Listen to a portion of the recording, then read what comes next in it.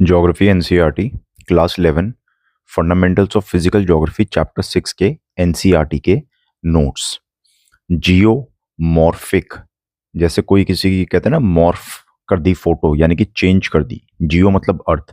अर्थ के सरफेस को कौन सी दो फोर्सेस चेंज करे जा रही हैं? जो फोर्सेस अंदर से आती हैं और जो बाहर से आती हैं। अंदर से मतलब एंडोजेनिक और बाहर से मतलब एक्सोजेनिक, राइट। तो एनसीईआरटी में दिया हुआ है कि अर्थ का सरफेस लगातार क्यों चेंज हो रहा है, क्यों इतना अनइवन है, अर्थ बिल्कुल गोल क्यों नहीं है? क्योंकि अंदर से कुछ लैंड बिल्डिंग फोर्सेस आ रही हैं। ये लैंड बिल्डिंग फोर्सेस लैंड को बनाती हैं जो अंदर से आ रही हैं, और जो एक्सोजेनिक हैं, एक्सटर्नल फोर्सेस जो सरफेस के ऊपर बाहर से लग रही हैं, वो इस लैंड को तोड़े जा रही हैं। तो ये एंडोजेनिक फोर्सेस लैंड को बनाती हैं और ये लैंड को तोड़ती हैं। एक सवाल आ सकता है कि जो एक्सोजेनिक फोर्सेस हैं, अगर कहीं पे इरोजन कर रही हैं, वेदरिंग कर रही हैं, तो उस वेदरिंग के माल को कहीं तो डिपॉजिट करेंगी। अब जहां पे डिपॉजिट करेंगी तो वहां पे तो नया लैंड बन गया, डेल्टास बन गए।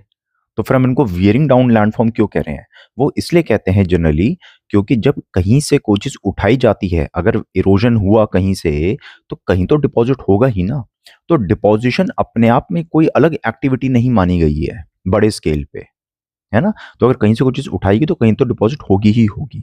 तो इसीलिए इसको मेनली लैंड वियरिंग फोर्सेस माना गया है, एक्सोजेनिक फोर्सेस को, और एंडोजेनिक को लैंड बिल्डिंग फोर्सेस। अब एंडोजेनिक के दो पार्ट होते हैं, डायस्ट्रोफिज्म और वोल्केनिज्म। वोल्केनिज्म हम पहले ही डिस्कस कर चुके हैं, और ये चार डायस्ट्रोफिज्म हम हल्का सा भी डिस्कस करेंगे जितना एनसीईआरटी में दिया हुआ है। चार तरह के डायस्ट्रोफिज्म। बाकी एक्सोजेनिक प्रोसेसेस इस चैप्टर का मेन फोकस है। इन चीजों को हम डिटेल में डिस्कस करेंगे जैसे एनसीईआरटी ने किया हुआ है। तो जियोमॉर्फिक, अर्थ को चेंज करने वाले कुछ से रिलेटेड कुछ मेन कंसेप्ट्स।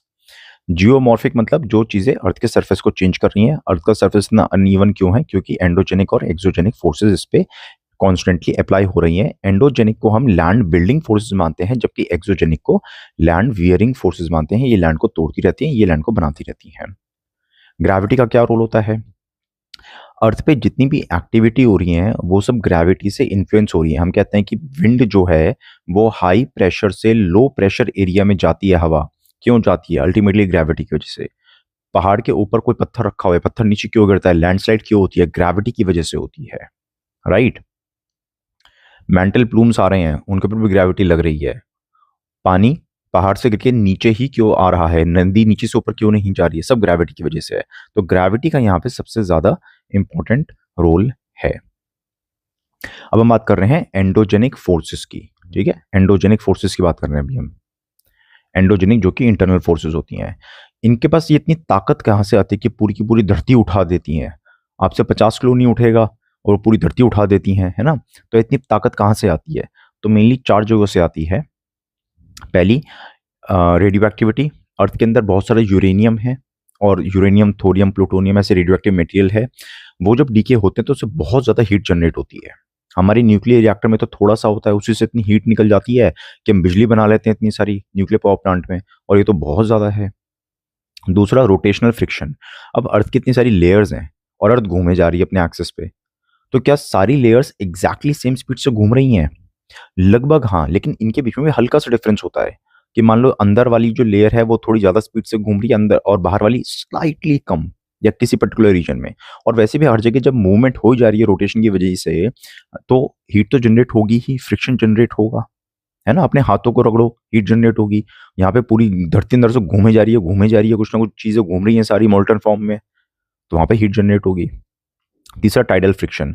मून एंड सन भी अर्थ को अपनी तरफ खींचते हैं, तो अर्थ का लैंड और अर्थ पे जो वाटर है उसमें भी पुल एंड पुश महसूस करती है अर्थ, राइट। तो उससे भी हल्का बहुत फ्रिक्शन आता है, हालांकि ये बहुत ही कम है इसकी क्वांटिटी। एंड चौथा है प्राइमोर्डियल हीट। जैसे हम पहले पढ़ चुके हैं कि जब अर्थ बनी थी तो कैसे बनी थी? छोटे छोटे पार्टिकल्स आपस में आए, टकराए, एक्रीशन होता रहा। तो जब आपस में टकरा रहे थे तो उससे फ्रिक्शन हो रहा था, और यहाँ पे बहुत ज़्यादा हीट जनरेट हो रही थी। तो वो प्राइमोर्डियल हीट आज भी अर्थ के अंदर है, क्योंकि अर्थ अब तक पूरी तरह ठंडी नहीं हो रही है। एक बड़े पकोड़े की तरीके से सिर्फ आउटर सरफेस ठंडा हुआ है, ताकि हम इसको आराम से खा सकें, इसके ऊपर चल सकें। लेकिन अंदर से अभी भी अर्थ बहुत ज़्यादा गर्म है। ठीक है, तो ये हो गई आपकी सोर्सेज ऑफ एनर्जी जैसे एनसीईआरटी में दिया है। इसके बाद आएगा डायस्ट्रॉफिज्म। डायस्ट्रॉफिज्म मतलब वो प्रोसेस जो अर्थ के क्रस्ट को हिलाते हैं, एलिवेट करते हैं, बिल्ड करते हैं, राइट। चार तरह के डायस्ट्रॉफिज्म होते हैं। Orogeny, mountain, building. इसमें सीवियर फोल्डिंग होती है। अगर एक ही जगह पे भाई अर्थ है और एक ही जगह पे बहुत ज्यादा फोल्डिंग हो जाए अर्थ के क्रस्ट की, तो माउंटेन्स बन जाएंगे, है ना। तो orogeny, mountain, building forces, severe folding होती है यहाँ पे। एपिरोजेनी, कॉन्टिनेंटल बिल्डिंग, ये सिंपल डिफॉर्मेशन होता है। ध्यान से पढ़ो, थोड़ा उल्टा लगेगा आपको। आपको लगेगा कि सर माउंटेन तो एक ही जगह पे थोड़े से होते हैं और कॉन्टिनेंट तो बहुत बड़ा होता है। तो जब कॉन्टिनेंट बिल्ड हो रहा है, अर्थ का कोई सरफेस ऊपर की तरफ बल्ज हो रहा है, तो सर हमें उसको सीवियर फोल्डिंग कहना चाहिए। और माउंटेन्स बिल्ड हो रहे हैं तो उसको सिंपल कहना चाहिए, लेकिन उल्टा है। उल्टा क्यों है? मैंने बताया ना कि जो फोर्सेस हैं वो एक ही जगह कॉन्सेंट्रेटेड जब हो जाती हैं तो क्रस्ट बहुत ज्यादा मूव कर जाता है, इसलिए माउंटेन बनता है। इसलिए हम इसको सीवियर फोल्डिंग कह रहे हैं। लेकिन अगर अर्थ ने फोर्स तो बहुत लगाई लेकिन बहुत बड़े हिस्से पे हल्का सा ही उभार आया है, तो वो सिंपल डिफॉर्मेशन हुआ है, हल्का बहुत डिफॉर्मेशन हुआ है। उसकी वजह से बहुत बड़ा कॉन्टिनेंट बन गया। आसपास के इलाकों में पानी भर जाएगा, ये लैंड ऊपर रह जाएगा, हम इसको कॉन्टिनेंट कह देंगे और आसपास के इलाके को ओशन कह देंगे। ठीक है। तीसरी चीज है अर्थक्वेक्स, पता है आपको, और प्लेट टेक्टोनिक्स जो कि अर्थक्वेक की वजह से आती हैं। अब ये चारों चीजें आपस में मिली हुई हैं, है ना। प्लेट टेक्टोनिक्स मूव करती हैं तभी अर्थक्वेक आते हैं, और उसी की वजह से, इन प्लेट टेक्टोनिक के मूवमेंट की वजह से ही माउंटेन भी बनते हैं और कॉन्टिनेंट भी ऊपर जाते हैं या नीचे आते हैं, जो भी है ना। तो सारी चीजें आपस में रिलेटेड हैं। बट ये चार तरह के डायस्ट्रॉफिज्म है, लर्न करना है। ओरोजेनी, और कैसे याद कर सकते हो? ओरोजेनिक रेनफॉल शब्द रटा हुआ है आपको, कि जब बादल आते हैं तो ऊपर की तरफ जाते हैं माउंटेन की वजह से, ऊपर ठंडक होती है, वाटर होल्डिंग कैपेसिटी कम होती है ठंडी हवा की, इसलिए बारिश हो जाती है। तो ओरोजेनिक रेनफॉल माउंटेन से रिलेटेड है, इसलिए ओरोजेनी माउंटेन बिल्डिंग से रिलेटेड है। दूसरा हो गया एपिरोजेनी। ठीक है। वॉल्केनिज्म हम पहले ही पढ़ चुके हैं। अब हम बात करेंगे एक्सोजेनिक प्रोसेसेस की। एक्सोजेनिक प्रोसेस ये वाले, वेदरिंग। वेदरिंग भी तीन तरह की होती है, फिजिकल, केमिकल, बायोलॉजिकल। फिर mass movements, creep, heave, flow, slide और फॉल, और इरोजन एंड डिपोजिशन। अच्छा, वैसे क्रीप क्या होती है? ये जो चीज़ है ना, ये एग्जैक्टली ऐसे नहीं दी है एनसीईआरटी के अंदर, बट मैंने लिख दी है स्पीड की वजह से। जैसे कभी आपने माउंटेन्स पे देखा होगा कि कहीं पे ना सीधा पेड़ होता है या सीधा पोल्स होते हैं, बिजली के पोल्स होते हैं, सीधे होते हैं वो, लेकिन किसी किसी जगह पे वो थोड़े टेढ़े हो जाते हैं। पूरी की पूरी बिजली लाइन ही थोड़ी टेढ़ी हो जाती है। तो क्या उन बिजली के खंभों को टेढ़ा इंस्टॉल किया गया था? नहीं, इंस्टॉल सीधा किया गया था। लेकिन पूरा का पूरा माउंटेन ही बहुत धीरे नीचे की तरफ जा रहा है, मूवमेंट हो रही है, राइट। ये कोई लैंडस्लाइड नहीं हो रही। लैंडस्लाइड तो अचानक से हो जाती है, यहां पे पूरा का पूरा लैंड बहुत ही ज्यादा धीरे धीरे जा रहा है, इसको बोलते हैं क्रीप। और जैसे जैसे स्पीड बढ़ती है हम फिर हीव, फ्लो, स्लाइड, फॉल ये सब चीजें कहते हैं। तो फिलहाल हम शुरू कर रहे हैं वेदरिंग से। पहले एक्सोजेनिक प्रोसेस की कुछ बेसिक चीजें देख लेते हैं।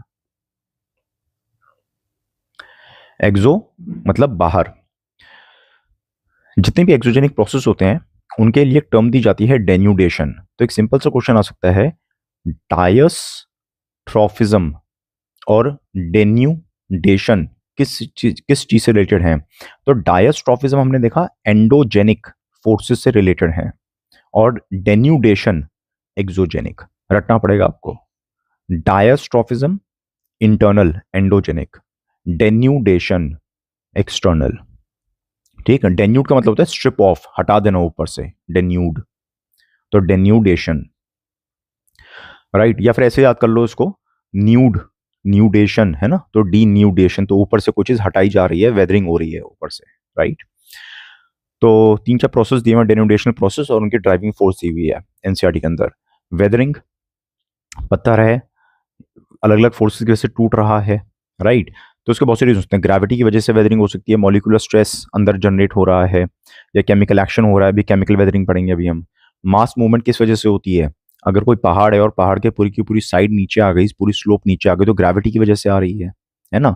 और इरोजन एंड ट्रांसपोर्टेशन, अगर पहाड़ के ऊपर कहीं पे कोई वेदरिंग हो रही है, राइट, तो जो सारा सिल्ट, क्ले जो भी है वो नदी अपने साथ नीचे लाती हैं, तो इरोजन हो रहा है, ट्रांसपोर्टेशन हो रहा है, काइनेटिक एनर्जी की वजह से हो रहा है। काइनेटिक एनर्जी मतलब जब कोई चीज मूव कर रही होती है तो उसके अंदर काइनेटिक एनर्जी होती है।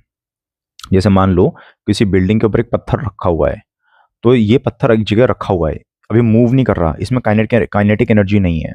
लेकिन अगर आपने इसको नीचे गिरा दिया, अभी इसमें सिर्फ पोटेंशियल एनर्जी है, इसके अंदर बहुत सारा पोटेंशियल है, लेकिन वो पोटेंशियल बाहर नहीं आ पा रहा है।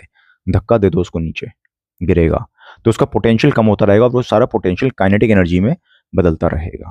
ठीक है, तो kinetic energy is related to speed. Speed से रिलेटेड होती है काइनेटिक एनर्जी, जिसकी वजह से इरोजन होता है, ट्रांसपोर्टेशन होता है।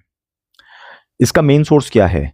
जब हमने पढ़ा था कि एंडोजेनिक फोर्सेस का मेन सोर्स क्या था, एंडोजेनिक फोर्सेस का अर्थ के अंदर से जो फोर्सेस आ रही हैं। अब हम पढ़ेंगे कि अर्थ के बाहर एटमॉस्फेयर में जो फोर्सेस हैं, राइट, उनको कहां से इतनी एनर्जी मिलती है? अल्टीमेटली सूरज से मिलती है। बाकी ग्रेडियंट की वजह से भी है, बट मेन जो एनर्जी मिलती है वो मिलती है सन की वजह से, राइट।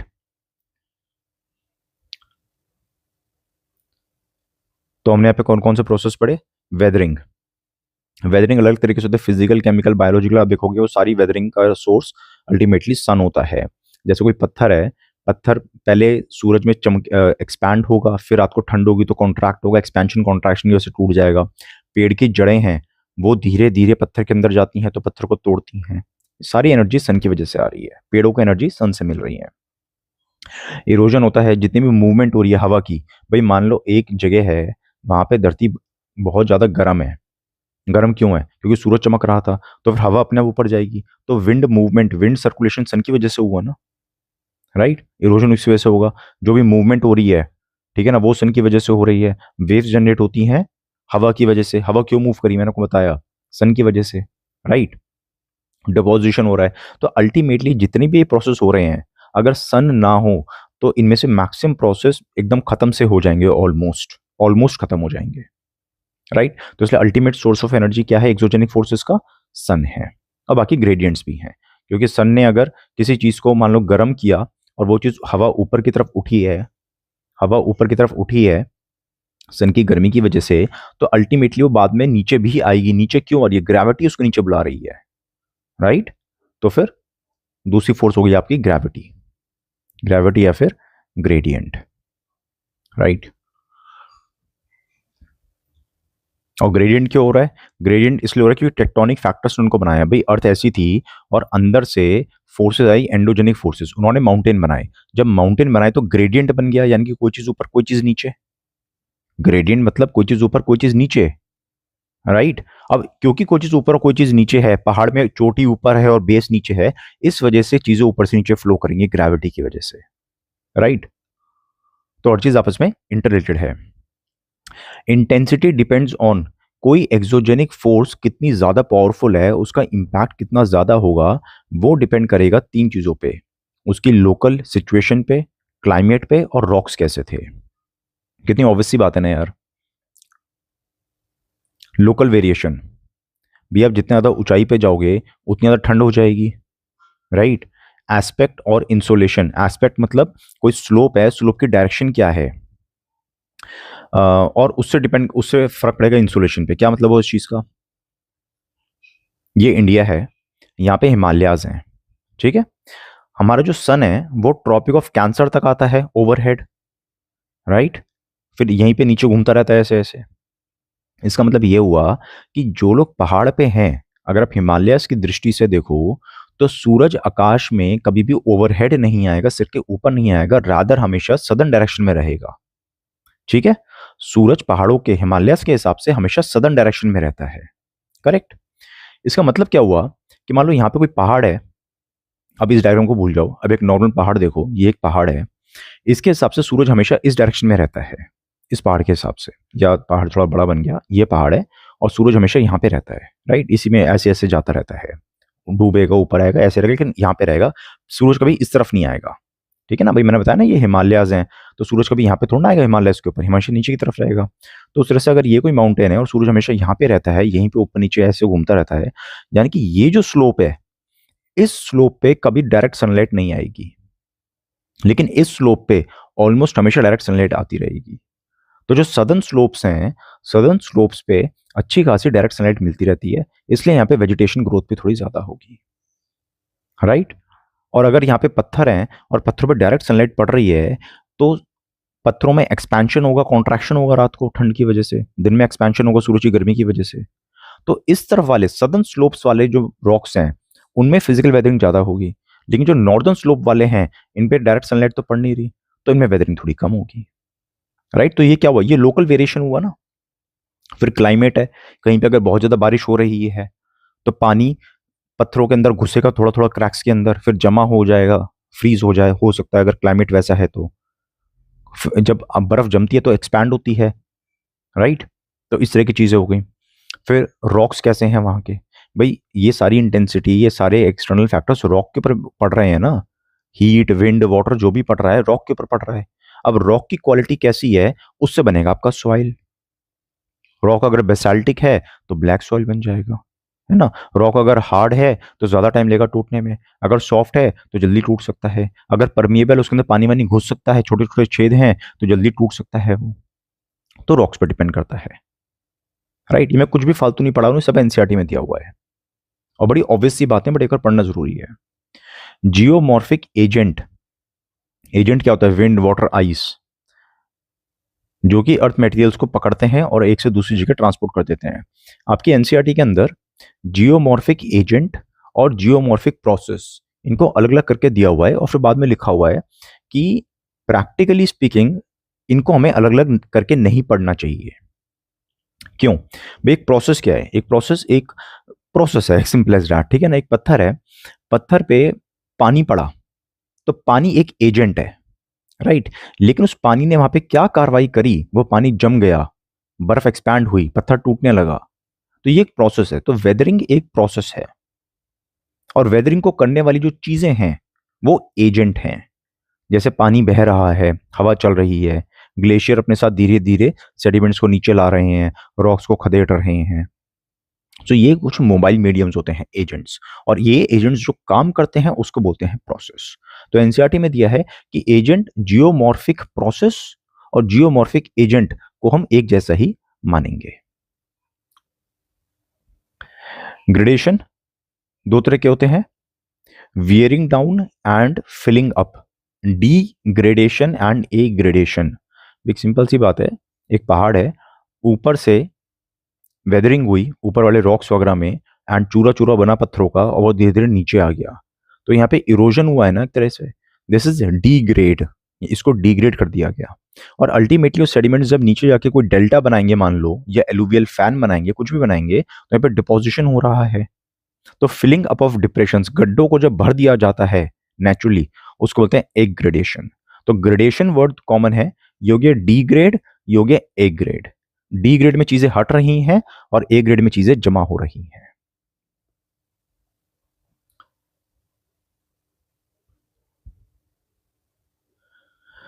तो वेदरिंग एक इन सीटू प्रोसेस है। इन सीटू मतलब ऑन साइट, एक जगह पे, वहीं पे सारा प्रोसेस हो रहा है। भाई एक पत्थर है, जहां पे नेचुरली पहाड़ पे कोई पत्थर रखा हुआ है, तो क्या पत्थर को उठा के ले जाता है नेचर कहीं और उसकी वेदरिंग करता है और वापस रख देता है नेचर वहां पे, ऐसा तो नहीं है ना। जहां पे पत्थर है वहीं पे वेदरिंग होती रहेगी, तो it's an in situ process, on site process. Weathering की क्या डेफिनेशन दी हुई है, मैकेनिकल डिसइंटीग्रेशन, यानी कि फिजिकली पत्थर को तोड़ा जाता है, पत्थर टूटता है, डिसइंटीग्रेट हो जाता है और डीकंपोज भी हो जाता है। आपने एक केला खाया, सेब खाया, फेंक दिया बाद में, थोड़ा बहुत जो बचा उसका, कुछ दिनों बाद वो धीरे धीरे डीकंपोज होता रहेगा। लेकिन कोई पत्थर है, क्या पत्थर डीकंपोज होता रहेगा, पत्थर तो वैसे का वैसा रहेगा। तो सर पत्थर तो डीकंपोज नहीं होते, आपने लिखा डीकंपोज होते हैं। हम इंसानों की लाइफ इतनी शॉर्ट है कि हम उस पत्थर की डीकंपोजिशन को देख नहीं पाते हैं, लेकिन अगर लाखों करोड़ों सालों में देखो तो हाँ, पत्थर भी डीकंपोज होते हैं, पत्थर भी पिघलते हैं, ठीक है। तो ये होगी वेदरिंग। इसकी सिग्निफिकेंस क्या है, इसकी इंपॉर्टेंस क्या है, जैसे पहले देख लो, तीन तरह की वेदरिंग होती है, फिजिकल, केमिकल और बायोलॉजिकल। फिर इनको डिटेल में पढ़ेंगे, अभी सिर्फ एक आइडिया दे रहा हूं आपको। जैसे हमको पहले बताया कि कहीं पे पानी घुसा पत्थरों के बीच में, एंड वो पानी जब बर्फ में तब्दील हुआ तो बर्फ ठंडे होने पे एक्सपैंड होती है। क्यों? क्योंकि वाटर की डेंसिटी 4 डिग्री सेल्सियस पे मैक्सिमम होती है, राइट, उसके बाद फिर वो कम होती रहती है। तो जब बर्फ एक्सपैंड होगी तो आसपास फोर्स लगाएगी और आपस में पत्थर टूट जाएंगे। धीरे धीरे ये प्रोसेस हजारों साल तक होता रहेगा, तो अल्टीमेटली बड़े बड़े पत्थर भी टूटेंगे। और ये जो फिनोमेना है, इसी फिनोमेना को यूज करके एंशियंट लोग बड़े बड़े पत्थर तोड़ देते थे। मतलब वो लोग ज्योग्राफी अच्छे से पढ़ते थे, उनका ज्योग्राफी का टीचर अच्छा था मेरे ख्याल से, ठीक है। बड़ा सा पत्थर है, उसको तोड़ना है तो क्या करते थे, ये नहीं पूरा पत्थर तोड़ रहे हैं, इसमें छोटे छोटे छेद कर दिए, इन छेदों के अंदर वो लकड़ी भर देते थे, लकड़ी, राइट। फिर लकड़ी के ऊपर पानी डालते थे। तो जैसा हमने कहा कि पानी जब बर्फ में तब्दील होता है तो पानी एक्सपैंड होता है, बर्फ एक्सपैंड होती है, उसी तरह से जब लकड़ी गीली हो जाती है तो लकड़ी भी एक्सपैंड होती है, फूलती है। बरसातों में दरवाजे काम नहीं करते ना, लकड़ी फूल जाती है। तो जब लकड़ी फूलेगी तो अपने आप फोर्स लगेगी पत्थर पे और पत्थर टूट जाएगा, राइट। ये फिजिकल वेदरिंग होती है, ये एंशिएंट लोग करते थे। केमिकल वेदरिंग, कुछ केमिकल्स ऐसे लगते हैं, या ये कह लो कि रॉक कैसे बनते हैं, हमने क्या पढ़ा था, पहले होते हैं एलिमेंट, पिछली क्लास में पढ़ा था ना, एलिमेंट्स होते हैं, एलिमेंट्स से बनते हैं मिनरल्स, जब एलिमेंट आपस में कंबाइन होते हैं, और मिनरल्स से बनते हैं रॉक्स। तो इस पिक्चर में जो भी रॉक्स देख रहे हो, इन रॉक्स के अंदर कुछ मिनरल्स हैं। हर मिनरल की, हर केमिकल की अपनी एक अलग प्रॉपर्टी होती है। उसके ऊपर जब पानी पड़ेगा तो अलग तरह से रिएक्ट करेगा। जैसे मान लो लाइमस्टोन है, लाइमस्टोन अलग तरीके से रिएक्ट करेगा, घुल जाएगा वो पानी के अंदर, राइट। और अगर आयरन है किसी रॉक के अंदर ज्यादा, उसमें रस्टिंग होने लगेगी, रेड से कलर का होने लगेगा वो, है ना। तो क्या क्या मिनरल्स हैं किसी रॉक के अंदर, उसके उसके ऊपर डिपेंड करेगा कि वहां पे केमिकल वेदरिंग कैसी होगी। बायोलॉजिकल वेदरिंग, चूहे, टर्माइट्स, ये सब कॉन्टिन्यूसली जमीन को खदेड़ते रहते हैं, खोदते रहते हैं, है ना। प्लांट्स की जो रूट्स हैं ये धीरे धीरे पत्थर को तोड़ती रहती हैं, बहुत स्लोली स्लोली स्लोली, राइट। फिर जब ये मर जाते हैं उसके बाद भी इनके डीकॉम्पोजिशन से कुछ एसिड्स बनते हैं। जब ये मरते हैं तो जब इनका डीकॉम्पोजिशन होता है ना नेचर में, तो उसमें कुछ एसिड्स बनते हैं। उन एसिड से भी आसपास के रॉक्स की वेदरिंग होती है, कि फिर केमिकल वेदरिंग हो जाती है। तो आप ये देखोगे कि जो मैंने बोला कि केमिकल निकलते हैं, केमिकल से वेदरिंग हो रही है, वो एक तरह की केमिकल वेदरिंग है। और जब ये फिजिकल फोर्स लगा रहे हैं प्लांट्स एंड एनिमल पत्थर के ऊपर, वो फिजिकल वेदरिंग है। तो बायोलॉजिकल वेदरिंग आप चाहो तो उसको अलग से ना पढ़ के इसको as a part of physical and chemical मान सकते हो, कि बायोलॉजिकल वेदरिंग जो है वो फिजिकल और केमिकल वेदरिंग को स्पीड अप करती है, उसको प्रमोट करती है, ऐसा भी कह सकते हो, ठीक है। तो फिर अगला है सिग्निफिकेंस ऑफ वेदरिंग। वेदरिंग की क्या सिग्निफिकेंस है भाई। धरती पे जितने भी आप पेड़ वेड़ देख रहे हो सारे सॉइल से आए, एंड सॉइल तो बना ही वेदरिंग की वजह से है। नीचे तो ये पेरेंट रॉक था, करोड़ों सालों से, लाखों सालों से ये रॉक धीरे धीरे वेदरिंग होती रही और अल्टीमेटली इस तरह का सॉइल बन गया है ना। तो ये कितनी बड़ी इंपॉर्टेंस है। अगर वेदरिंग ना हो तो धरती पे कोई पेड़ पौधे नहीं रहेंगे, पेड़ पौधे रहेंगे तो इंसान नहीं रहेंगे, जानवर नहीं रहेंगे। दूसरा हो गया एनरिचमेंट ऑफ ओर। हम जैसे फॉर एग्जांपल पढ़ चुके हैं ना पहले कि प्लेसर डिपॉजिट्स ऑफ गोल्ड होते हैं, यहाँ पे वेदरिंग होती है, सेडिमेंट्स यहाँ पे डिपॉजिट हो गए, फिर इसको छानोगे तो इसमें से गोल्ड मिल जाएगा। तो बात सिर्फ गोल्ड की नहीं हो रही है, इस तरह से बाकी तो एलिमेंट होंगे। या नेचर को सिर्फ गोल्ड ही पसंद है? नहीं, नेचर को तो बहुत सी चीजें पसंद है। तो उसमें आयरन, मैग्नीशियम, बहुत सारे एल्यूमिनियम, ऐसे बहुत सारे एलिमेंट्स वगैरह होते हैं, मेटल्स होते हैं जो एक जगह ज्यादा कॉन्सेंट्रेटेड हो जाते हैं। हम ये कहते हैं ना कि अर्थ में, सॉरी इंडिया में, यहाँ पे इस जगह पे बहुत सारी आयरन एंड कोल्ड माइंस हैं, तो आयरन के डिपॉजिट्स यहाँ पे हैं बहुत सारे। तो वो भी कभी किसी मे बी जियोलॉजिकल फॉर्मेशंस की वजह से बने होंगे यहाँ पे, है ना। तो सारा वेदरिंग की वजह से हो रहा है, वेदरिंग की वजह से हो रहा है ना सब कुछ। तो ओर्स की एनरिचमेंट भी, एनरिचमेंट ऑफ वैल्यूएबल ओर्स, ये भी वेदरिंग की वजह से होता है, राइट। अब हम डिटेल में पढ़ेंगे, पहले फिजिकल, फिर केमिकल, फिर बायोलॉजिकल वेदरिंग को उतना ही डिटेल में पढ़ेंगे जितना एनसीईआरटी में दिया है, उससे ज्यादा कुछ भी फालतू नहीं पढ़ेंगे। फिजिकल वेदरिंग मतलब फिजिकली कोई चीज किसी चीज को तोड़ रही है, यानी कि फिजिकली डिसइंटीग्रेट किया जा रहा है, तोड़ा जा रहा है पत्थरों को। उनके अंदर कोई केमिकल रिएक्शन नहीं हो रहा, कोई केमिकल चेंज नहीं हो रहा, बस फिजिकली इनको तोड़ा जा रहा है। कौन कौन ये काम करता है भाई? ग्रेविटी करती है, एक्सपेंशन और वाटर प्रेशर। अब इनको डिटेल में देख लेते हैं एक बार। ग्रेविटी, पहाड़ है, पहाड़ में साइड में कोई छज्जा लटक रहा था, जैसे घरों में छज्जे टूट जाते हैं ना, जैसे मान लो बाहर की तरफ कोई रॉक टंग रहा था, तो ग्रेविटी उसको कॉन्टिन्यूसली नीचे खींचे जा रही है, उसमें स्ट्रेस क्रिएट हो जा रहा है। और सभी रॉक्स के अंदर स्ट्रेस क्रिएट होता है तभी कुछ चेंजेस आते हैं। राइट, तो अल्टीमेटली नीचे गिर गया। तो ये किस वजह से हुआ? ग्रेविटी की वजह से हुआ, राइट, ओवरबर्डन एंड शियर। दूसरा है एक्सपेंशन फोर्सेस। एक्सपेंशन फोर्सेस कैसे हुई? कोई चीज पत्थर को एक्सपैंड कर रही है, कौन एक्सपैंड कर सकता है? सूरज। सूरज की गर्मी की वजह से जैसे लोहा एक्सपैंड होता है, ऐसे पत्थर भी एक्सपैंड होगा और रात को कॉन्ट्रैक्ट हो जाएगा। तो ये जो फेदरिंग है, ये सबसे ज्यादा प्रोमिनेंट होती है आपके डेजर्ट एरियाज में या फिर हाई ऑल्टीट्यूड एरियाज में, राइट, जहां पे सन की डायरेक्ट सनलाइट पड़ती है। फिर क्रिस्टल ग्रोथ, ये भी एक्सपैंड कर सकता है। फॉर एग्जाम्पल, मान लो कहीं पे पानी घुसे जा रहा है, राइट, तो पानी अल्टीमेटली यहाँ पे सॉल्ट छोड़ देगा। अगले दिन और थोड़ा समुद्र का पानी आया, उसने थोड़ा सॉल्ट छोड़ दिया, तो सॉल्ट के क्रिस्टल्स बनेंगे। जब ये क्रिस्टल्स बनेंगे तो ये पत्थर को दोनों तरफ पुश करेंगे, राइट। एंड एक्सपेंशन और कैसे होगा? एनिमल एक्टिविटी की वजह से, जैसे कि बताया कि पेड़ की जो जड़ें हैं वो या एनिमल्स वगैरह हैं वो धीरे धीरे पत्थर को बाहर की तरफ पुश करते हैं, एक्सपैंड करते हैं। फिर water pressure, waiting and drawing. जैसे बताया कि लकड़ी है, लकड़ी में अगर पानी डालोगे तो लकड़ी फूलेगी और फिर जब पानी सूख जाएगा तो कॉन्ट्रैक्ट हो जाएगी, फिर पानी डालो फिर एक्सपैंड हो जाएगी। तो इस तरह से कुछ हमारे पत्थर भी होते हैं, राइट। तो उनमें धीरे धीरे जब पानी वो एब्जॉर्ब करते हैं तो एक्सपैंड होते हैं और फिर धीरे धीरे वो उसको छोड़ भी देते हैं। तो ये तीन तरह की चीजें हो गई, तीन तरह की फोर्सेस हो गई। Most physical weathering happens due to thermal expansion and pressure release. क्योंकि ग्रेविटी अपने आप में कुछ काम नहीं कर रही भाई, छज्जा अपने आप पे तो नहीं गिरेगा ना। छज्जा इसलिए गिर गया, पहले तो ये जो अलग को निकला हुआ था पत्थर, ये जुड़ा हुआ था पहाड़ से, लेकिन फिर यहाँ पे कुछ वेदरिंग हुई होगी पानी की वजह से, सॉल्ट की वजह से, आइस की वजह से, जिसकी वजह से कमजोर हो गया एंड अल्टीमेटली ये गिर गया। तो इसलिए यहाँ पे एनसीईआरटी में दिया हुआ है कि अक्सर जो मैक्सिमम फिजिकल वेदरिंग होती है वो थर्मल एक्सपेंशन और ये जो फिजिकल थर्मल एक्सपेंशन और प्रेशर रिलीज की वजह से होती है। ये जो हमने कहा क्रिस्टल्स वाला जो काम हो रहा है, इस वजह से होती है। बाकी ग्रेविटी का इसमें काफी अच्छा सपोर्टिंग रोल रहता है।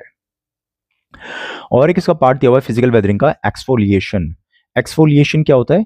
ऊपर से कोई परत उतार देना। जैसे प्याज होती है तो प्याज के हम परतें उतारते हैं ना, तो उसी तरह से ये जो पत्थर होते हैं इनकी भी ऊपर से अगर परत नेचुरली उतर जाए उसको बोलते हैं एक्सफोलिएशन।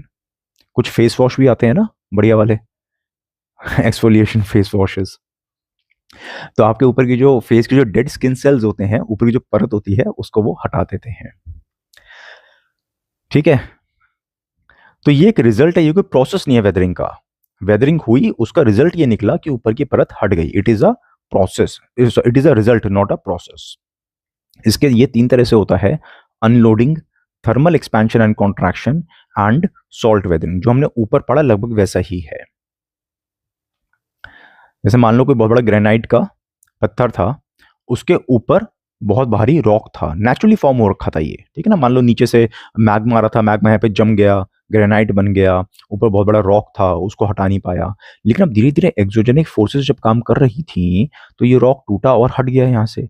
तो पहले ये इसको दबा रहा था, लेकिन जब ऊपर से प्रेशर नहीं आएगा, भाई कोई भी चीज इक्विलिब्रियम में क्यों होती है? मान लो यहाँ पे एक पॉइंट है, इस पॉइंट पे ऊपर वाला पत्थर नीचे की तरफ प्रेशर लगा रहा था, नीचे वाला पत्थर ऊपर की तरफ प्रेशर लगा रहा था, तभी तो ये पॉइंट यहाँ पे था। अगर नीचे से ऊपर की तरफ प्रेशर नहीं लगेगा, न्यूटन्स थर्ड लॉ नहीं लगेगा, तो ये मूवमेंट ऊपर से नीचे की तरफ हो जाती।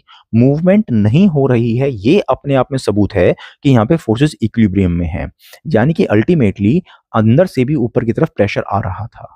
जब ऊपर का प्रेशर हट गया तो नीचे वाला प्रेशर जीत जाएगा और ऊपर की तरफ एक्सपैंड होगा। अब अगर पत्थर एक्सपैंड होगा तो पत्थर को पानी तो है नहीं कि आराम से बह जाएगा, तो ऊपर की लेयर में स्ट्रेस क्रिएट होगा क्योंकि अंदर से उसको प्रेशर मिल रहा है। भाई मान लो कोई अंडा है और अंदर से बाहर की तरफ प्रेशर आ रहा है, तो अंडे की बाहरी लेयर टूट जाएगी ना। तो उसी तरह से जब अंदर से बाहर की तरफ प्रेशर आ रहा है तो ऊपर वाली लेयर टूट जाएगी, राइट। एंड अंदर से ऐसा स्मूथ पत्थर फिर दिखेगा, right. This is called as exfoliation dome. तो कई जगहों पे जब इस तरह की चीजें रखी होती तो लोग सोचते पता नहीं किसने आकर रख दी, यहाँ पे एलियंस आए थे शायद कभी पहले, ऐसा कुछ नहीं है, राइट। तो ये हो गया एक्सफोलिएशन डोम। दूसरा इसमें दिया हुआ है थर्मल एक्सपेंशन एंड कॉन्ट्रैक्शन। ये तो है प्रेशर रिलीज की वजह से। वो जो पहले पढ़ा था अभी हमने कि सूरज जो है वो गर्मी और रात को ठंडी, तो ऊपर क्रैक्स आ जाएंगे एक्सपेंशन कॉन्ट्रैक्शन की वजह से, तो ऊपर की जो लेयर है पत्थर की वो टूट जाएगी। आप ये कहोगे सर पूरा पत्थर क्यों नहीं टूट रहा? बिल्कुल टूट सकता है, पूरा पत्थर भी टूट सकता है, लेकिन एक बात ध्यान रखो कि जब भी ये गर्मी और सर्दी होती है, ये रॉक के सबसे ऊपर वाली लेयर में हो रही है, क्योंकि रॉक्स जो हैं they are not a good conductor of heat. अक्सर जो रॉक्स होते हैं वो हीट को ज़्यादा कंडक्ट नहीं कर पाते हैं। क्या मतलब हुआ कि अगर ऊपर मान लो पत्थर में यहाँ पे जो है गर्मी हो रही है, तो कोई पूरा पत्थर अंदर तक गर्म नहीं हो जाएगा। अगर पत्थर को तोड़ के अंदर जाओगे दिन के वक्त, जब पत्थर का सरफेस बहुत गर्म है, तो अंदर से पत्थर ठंडा ही होगा। तो जितना टेम्परेचर चेंज आ रहा है, वो टेम्परेचर चेंज पत्थर की आउटर लेयर में ही आ रहा है, इसीलिए उसके टूटने के चांसेस सबसे ज्यादा है। अगर पत्थर कमजोर होगा तो ऊपर वाली लेयर के टूटते ही अंदर वाली लेयर भी टूट जाएगी, अगर पत्थर कमजोर हुआ तो। बट अगर पत्थर मजबूत है तो सिर्फ आउटर लेयर टूटेगी और इस तरह के टॉर बन जाएंगे। तो ये दो टर्म्स आपके एनसीईआरटी में दी हुई हैं, एक्सफोलिएशन डोम एंड टॉर। तीसरा हो गया सॉल्ट वेदरिंग। अभी मैंने आपको एक्सप्लेन किया था 2 मिनट पहले कि कोस्टल इलाकों में अगर सॉल्टी वाटर घुस रहा है पत्थर के अंदर, इस तरह के पोर्स में, छेदों के अंदर, तो वो पत्थर को इरोड करे जा रहा है। सॉल्ट का जो पानी होता है वो काफी कोरोजिव होता है। इनफैक्ट जो लोहे के पाइप्स होते हैं घरों में, कुछ कुछ पुराने घरों में लोहे के पाइप्स लगे हैं, पीवीसी के पाइप नहीं लगे हुए, तो उसमें क्या होता है वो भी धीरे धीरे कोरोड कर जाता है, गल जाता है पाइप, सॉल्टी अगर पानी है तो ज्यादा। और यहाँ पे क्या हो रहा है, एक तो पत्थर इस तरह से छेद छेद हो जाएंगे पत्थर के अंदर, उसके बाद इन छेदों के अंदर सॉल्ट जाके जमा होगा, फिर रोज नया पानी आ रहा है, रोज इस क्रिस्टल में, सॉल्ट के क्रिस्टल में और ग्रोथ होगी और प्रेशर लगेगा और अल्टीमेटली बाहर वाली लेयर इस तरह से टूट जाएगी। तो pressure pushes of the outer layer और फिर अंदर से ऐसी स्मूथ लेयर आ जाएगी बाहर। तो ये 3 चीजें थी एक्सफोलिएशन। अगला है केमिकल वेदरिंग। रॉक्स भी डीकम्पोज होते हैं, जैसे हमारे केले और सेब डीकम्पोज हो जाते हैं, रॉक्स भी डीकम्पोज होते हैं, डिजोल्व हो जाते हैं, घुल जाते हैं और क्लास्टिक हो जाते हैं। क्लास्टिक का मतलब फ्रेगमेंटेड, उनका चूरा बन जाता है, राइट। केमिकल रिएक्शन की वजह से ये सारे काम भी होते हैं, लेकिन इसको होने में कई हजारों साल लग जाते हैं। केमिस्ट्री लैब में गए थे स्कूल के अंदर, तो केमिस्ट्री लैब में क्या देखा था, कई रिएक्शंस होते हैं जिनको हीट चाहिए होती है, हीट सप्लाई कर दो तो रिएक्शन थोड़ा जल्दी हो जाता है ना। तो इसीलिए हॉट एंड ह्यूमिड क्लाइमेट के अंदर जहां पे वाटर, एयर, हीट ज्यादा होती है, जनरली वहां पे केमिकल रिएक्शंस ज्यादा होते हैं। वैसे तो एंडोथर्मिक और एक्सोथर्मिक दो तरह के रिएक्शन होते हैं, बट जनरली केमिकल वेदरिंग में ऐसा होता है, ठीक है। सॉइल में CO2 ज्यादा होती है कंपेयर टू एटमॉस्फेयर। ओके, ये लैंड है, ये एटमॉस्फेयर है। एटमॉस्फेयर में CO2 बहुत कम है, बढ़ रही है, इस वजह से ग्लोबल वार्मिंग हो रही है, बट रिलेटिवली बहुत कम है। जो आपका लैंड है, सॉइल है, सॉइल के अंदर जितने भी ये डेड प्लांट एनिमल हैं वो सारे सॉइल के अंदर जाते हैं एंड वो डीकम्पोज होते हैं। जब वो डीकम्पोज होते हैं तो उससे CO2 निकलती है, इसलिए soil is the biggest reservoir of CO2। ये क्वेश्चन यूपीएससी में प्रीलिम्स में भी आ चुका है, हम पहले भी पढ़ चुके हैं इस चीज को, ठीक है ना। तो जितना CO2 पूरे एटमॉस्फेयर में नहीं है, उससे बहुत ज्यादा CO2 कार्बन आपके एक्चुअली सॉइल के अंदर है, राइट। एंड कार्बन डाइऑक्साइड से क्या बनता है, कार्बोनिक एसिड बनता है, उस एसिड से केमिकल वेदरिंग काफी तेज होती है। तो इसीलिए सॉइल के अंदर CO2 कॉन्सेंट्रेशन बहुत ज्यादा होती है। और वो ज्यादा क्यों CO2 होती है, क्योंकि प्लांट और एनिमल्स के अवशेष यहाँ पे डिकम्पोज होते रहते हैं, उस कार्बन डाइऑक्साइड से बनता है कार्बोनिक एसिड, जो हेल्प करता है केमिकल रिएक्शंस में। अब ये 5 तरह की केमिकल वेदरिंग आपके एनसीईआरटी में दी हुई है, सोल्यूशन, कार्बोनेशन, हाइड्रेशन, ऑक्सीडेशन और रिडक्शन, राइट। अब यही 5 चीजें हम यहाँ पे पढ़ेंगे। एक बार नीचे पढ़ लेते हैं टेक्स्ट क्या दिया हुआ है एनसीईआरटी के अंदर, फिर डायग्राम से उन चीजों को थोड़ा सा समझ लेंगे। तो पहली दी हुई है सोल्यूशन। भाई जैसे पानी में चीनी घोल दी है ना, तो उस तरह से चीनी घुल गई है ना, कोई चीज नहीं घुलती है, कोई चीज घुल जाती है। तो उस तरह से जो पत्थर है, पत्थर के अंदर बहुत सारे मिनरल्स हैं, कुछ मिनरल्स ऐसे होंगे जिनके ऊपर पत्थर को जब पानी पड़ेगा तो वो मिनरल घुल जाएंगे, बाहर चले गए, और बाकी मिनरल रह गए पत्थर के अंदर। तो फिर ऐसा लगेगा कि हाँ यार ऊपर ऊपर से कुछ कुछ खरोच सी आ गई है, क्योंकि कुछ मिनरल्स डिजोल्व होकर बाहर जा चुके हैं, राइट। जैसे रॉक सॉल्ट और जिप्सम, ये आसानी से पानी में घुल जाते हैं। दूसरा हो गया कार्बोनेशन, कार्बन है ना, तो कार्बन डाइऑक्साइड जब वाटर के साथ रिएक्ट करती है तो क्या बनता है, कार्बोनिक एसिड, अभी भी बताया मैंने आपको, राइट। और ये कार्बोनिक एसिड कार्बोनेट रॉक्स के साथ रिएक्ट कर जाता है। कार्स्ट टोपोग्राफी जो कि लाइमस्टोन में होती है, वो हम अगले चैप्टर में पढ़ेंगे उसको, वो मेनली इसी वजह से, कार्बोनेशन की प्रोसेस की वजह से मेनली कार्स्ट टोपोग्राफी बनती है। नेक्स्ट चैप्टर में आएगा वो। हाइड्रेशन, हाइड्रेशन मतलब पानी, किसी चीज को हाइड्रेट कर दिया, गर्मी बहुत है तो आपने पानी पी लिया, खुद को हाइड्रेट कर लिया। तो मिनरल्स भी इस तरह से, कुछ मिनरल्स वाटर को एब्जॉर्ब कर लेते हैं, एक्सपैंड हो जाते हैं, जैसे कि एनहाइड्राइट वाटर को एब्जॉर्ब करके जिप्सम बन जाता है। ऑक्सीडेशन, ऑक्सीजन से रिएक्ट करते हैं कुछ मिनरल्स, यहाँ पे कार्बन डाइऑक्साइड से रिएक्ट कर रहे थे एंड यहाँ पे ऑक्सीजन से रिएक्ट कर रहे हैं अक्सर पानी की प्रेजेंस के अंदर।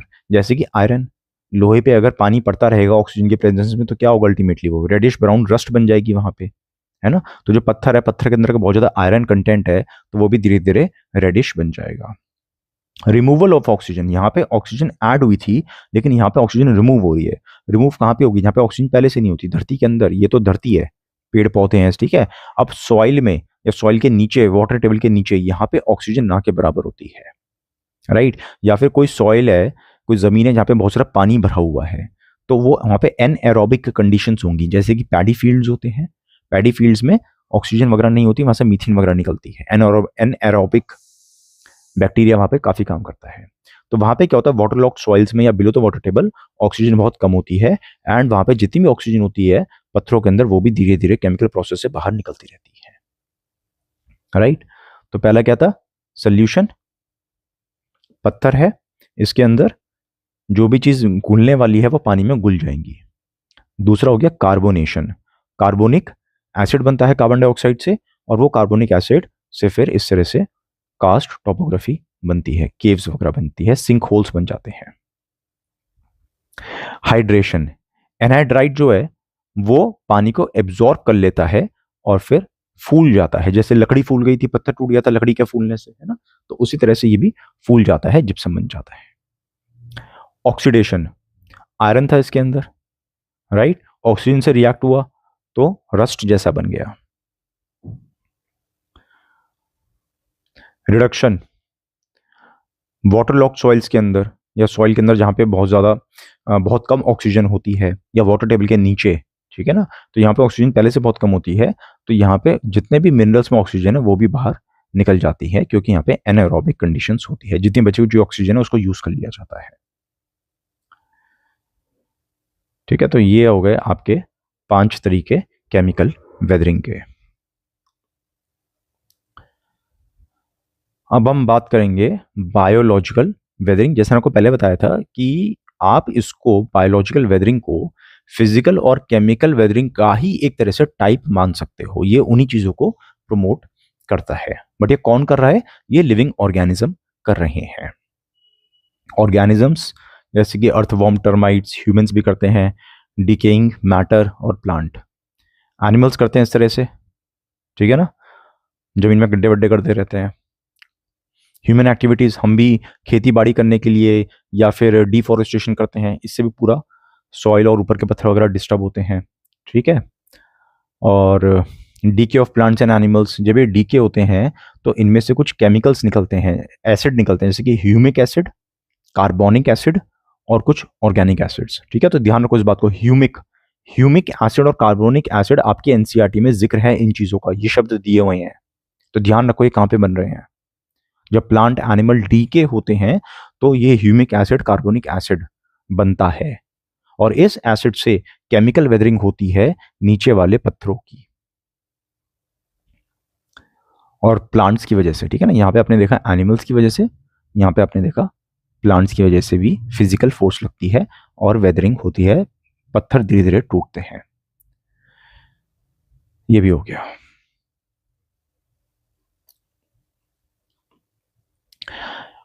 ये हमने बात करी थी अभी वेदरिंग की। अब हम बात करेंगे मास मूवमेंट की, ठीक है। हमने देखा था ना ऊपर की, पहले एंडोजेनिक चीजें देखी, डायस्ट्रॉफिज्म और वोल्केनिज्म, फिर एक्सोजेनिक में पहला था वेदरिंग, दूसरा था मास मूवमेंट और तीसरा था erosion and deposition. Erosion deposition तो कुछ भी नहीं है, वो तो आपको पता ही है, उसमें कुछ भी डिस्कस करने वाली चीज नहीं है। अब हम बात कर रहे हैं मास मूवमेंट की, क्योंकि हम वेदरिंग पढ़ चुके हैं, ठीक है। तो दिस इज मास मूवमेंट। जैसे कि शब्द बता रहा है, मास मूवमेंट में बहुत बड़े स्केल पे, जैसे ना public masses, reaching out to the masses, यानी कि बहुत बड़े स्केल पे मूवमेंट हो रही है, इसको मास वेस्टिंग भी कहते हैं। तो अगर शब्द आ जाए मास वेस्टिंग, तो घबराना नहीं, mass wasting is exactly same as mass movement. दोनों शब्द आपके प्रीलिम्स पेपर में एक ही चीज डिनोट कर रहे हैं, ठीक है, बड़े स्केल पे लैंड की मूवमेंट, इस तरह से जो मूवमेंट हो रही है ये वाली। वेदरिंग इसकी हेल्प करती, इस चीज में हेल्प करती है, बट ये कोई जरूरी नहीं है, राइट। इसमें मेन फोर्स है ग्रेविटी। ओके, ये चीज बहुत ध्यान से समझो इस बात को, थोड़ी सी टेक्निकल चीजें जो एनसीईआरटी में दी हुई है कि जो मास मूवमेंट है वो कोई इरोजन नहीं है। इरोजन कैसे होता है कि पहाड़ था, पहाड़ के ऊपर पत्थर था, वो पत्थर धीरे धीरे कई हजारों सालों तक डिसइंटीग्रेट होता रहा, उसका चूरा बन गया, एंड अल्टीमेटली वो नीचे की तरफ धीरे धीरे विंड से, वाटर से इधर उधर उसका चूरा पूरा बिखर गया। वो होती है इरोजन। यहाँ पे ऐसा नहीं हो रहा, यहाँ पे कोई पत्थर नहीं टूट रहा, यहाँ पे पूरी की पूरी स्लोप ही नीचे आ गई, इसलिए मास मूवमेंट है। पढ़ो उस चीज को, it is not a type of erosion. Erosion में क्या होता है कि कोई चीज कहीं से हटती है और दूसरी जगह जाती है, वो हो रहा है यहाँ पे, शिफ्ट ऑफ मटेरियल हो रहा है यहाँ पे, लेकिन ये इरोजन नहीं है, यहाँ पे पूरी की पूरी धरती ही हिल गई है, राइट। पहाड़ की स्लोप थी, अब हमने कहा यहाँ पे डिसइंटीग्रेशन हुआ पत्थर का, तो जब पानी बह रहा था, पानी अपने साथ धीरे धीरे इस पत्थर के टुकड़ों को नीचे ले आया, है ना, वो था इरोजन। तो हम क्या कहते हैं कि वाटर कैरीज द डेबरी, यहाँ पे कोई डेबरी, कूड़ा, या मतलब डेबरी एक तरह से बेसिकली क्रिएट हुआ, ठीक है ना, एंड उस डेबरी को धीरे धीरे वाटर या विंड अपने साथ नीचे ले आई, वो इरोशन में होता है। यहाँ पे ऐसा नहीं हो रहा, ध्यान से सुनो, मास मूवमेंट में ऐसा नहीं हो रहा। मास मूवमेंट में जब पूरा का पूरा पहाड़ ही नीचे आ गया, तो हम ये कहेंगे कि रैदर यहाँ पे जो बर्फ थी पहाड़ पे, या जो पानी था, उसको पहाड़ नीचे ले आया। इसलिए ये सेंटेंस ठीक से पढ़ो, पानी, हवा, बर्फ, ये डेबरी को नीचे नहीं लाती, ये पत्थर को, टूटे हुए पत्थर को, मिट्टी को ये नीचे नहीं लाती है, रादर ये जो डेबरी है, मिट्टी, पत्थर, ये अपने साथ बर्फ, पानी, हवा को नीचे ले आते हैं, ठीक है। तो ये बहुत इंपॉर्टेंट चीज है, क्योंकि यहां पे सारा काम ग्रेविटी की वजह से हो रहा है। ग्रेविटी इतनी स्ट्रांग है कि चीजें नीचे आ गई हैं ग्रेविटी की वजह से। ये तीन तरह के होते हैं, हीव, फ्लो और स्लाइड, जो आपके एनसीईआरटी में दिए हुए हैं, बट इससे पहले मैंने आपको बताया था, एक तो होता है क्रीप और लास्ट में होता है फॉल, स्पीड के हिसाब से अगर आप देखो तो क्रीप में क्या होता है बताया मैंने आपको कि बहुत धीरे धीरे पूरी धरती मूव कर रही थी, बहुत ही धीरे धीरे कि आप उसको नोटिस भी नहीं कर सकते, राइट। एंड फॉल मतलब फ्री फॉल, ऐसी वो चीज गिर गई नीचे।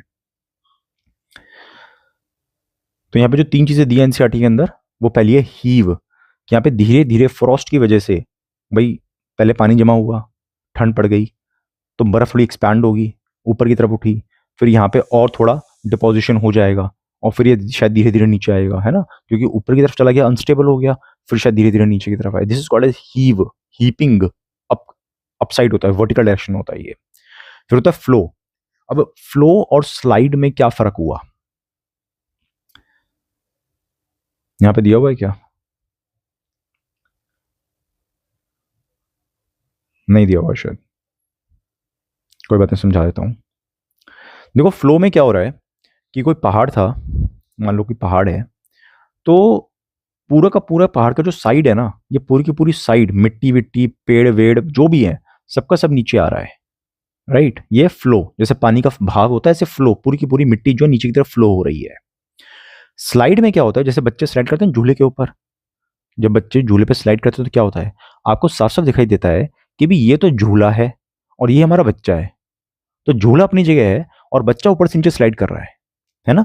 तो एक है बेस, एक सॉलिड बेस बना हुआ है, उस बेस के ऊपर कोई चीज स्लाइड कर रही है, this is called a slide. Flow में क्या होता है कि आप ये डिस्टिंग्विश ही नहीं कर सकते कि क्या चीज मूव कर रही है और क्या चीज अपनी जगह स्थिर है। इस फोटो में क्या बता पा रहे हो कि सर ये चीज मूव कर रही है, ये चीज अपनी जगह नहीं, तो सब गुचड़ पुचड़ हो रखा है, सभी का सभी मूव कर रहा है नीचे, this is called as flow. Slide में एक चीज स्टेशनरी है, उसके ऊपर दूसरी चीज फ्लो कर रही है, स्लाइड कर रही है, ठीक है। This is a technical difference between flow and slide.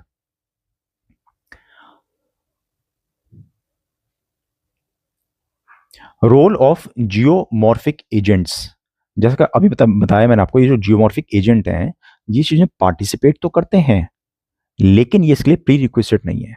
Sorry, NCERT बल्कि काफी एक्सट्रीम लैंग्वेज दी हुई है। एनसीईआरटी कहता है कि कोई भी जियोमॉर्फिक एजेंट इस चीज में, इस प्रोसेस में पार्टिसिपेट ही नहीं करता है, वो सिर्फ एक दर्शक की तरीके से है। क्या मतलब हुआ, जो मैंने आपको अभी बताया था कि कोई पानी जो है, अगर पूरी की पूरी पहाड़ की धरती ही नीचे चली जाएगी तो यहाँ पे जो भी नदी थी, पानी था, बर्फ थी, वो अपने साथ ये नीचे ले आएगा, वो सारी चीजें नीचे आ जाएंगी। ठीक है ना। तो ये नहीं कह सकते कि बर्फ की वजह से लैंडस्लाइड हो गई, पानी की वजह से लैंडस्लाइड हो गई, नहीं।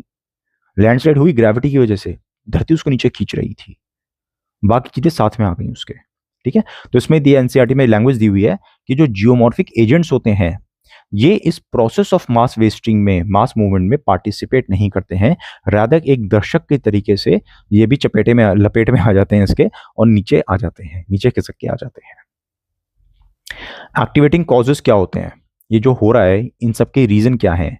इनका रीजन कोई एयर, वाटर, आइस नहीं है, रादर इसके जो रीजन दिए हैं एनसीईआरटी में, बहुत सारे दिए हैं, लर्न करने की जरूरत नहीं है, समझ लो, सीधी सी बात है। रिमूवल ऑफ सपोर्ट, भाई पहाड़ में यहाँ पे कोई चट्टान बाहर को निकली हुई थी, यहाँ पे सपोर्ट था, किसी वजह से सपोर्ट हट गया वो, ठीक है ना, तो पूरा का पूरा ये पहाड़ स्लाइड नीचे आ जाएगी पूरी की पूरी। ठीक है ना। इंक्रीज इन ग्रेडियंट, किसी वजह से अगर ये चट्टान थोड़ी और ज्यादा लंबी, मतलब इस तरह से वर्टिकल हो जाए, इसका स्लोप बढ़ जाए, स्लोप ज्यादा एक्सट्रीम हो जाए। ओवरलोडिंग, रेनफॉल की वजह से सॉइल बहुत ज्यादा पानी खींच ले अपने अंदर, राइट। तो अगर पानी यहाँ पर सॉइल बहुत ज़्यादा हैवी हो जाएगा धीरे धीरे, एक दिन में नहीं होता, रेनफॉल होती गई, पानी और हैवी सॉइल और हैवी बनता रहा, अंदर से पानी आ रहा था उसकी वजह से सॉइल हैवी बनता रहा, सैचुरेट हो गया, तो फिर नीचे की तरफ आ जाएगा। एक्सेसिव नेचुरल सीपेज, पहाड़ के अंदर से ही पानी आ रहा था जिसकी वजह से सॉइल बहुत ज़्यादा हैवी हो गया। अर्थक्वेक की वजह से धरती ये हिल गया इस तरह से और नीचे आ जाएगा फिर एकदम से।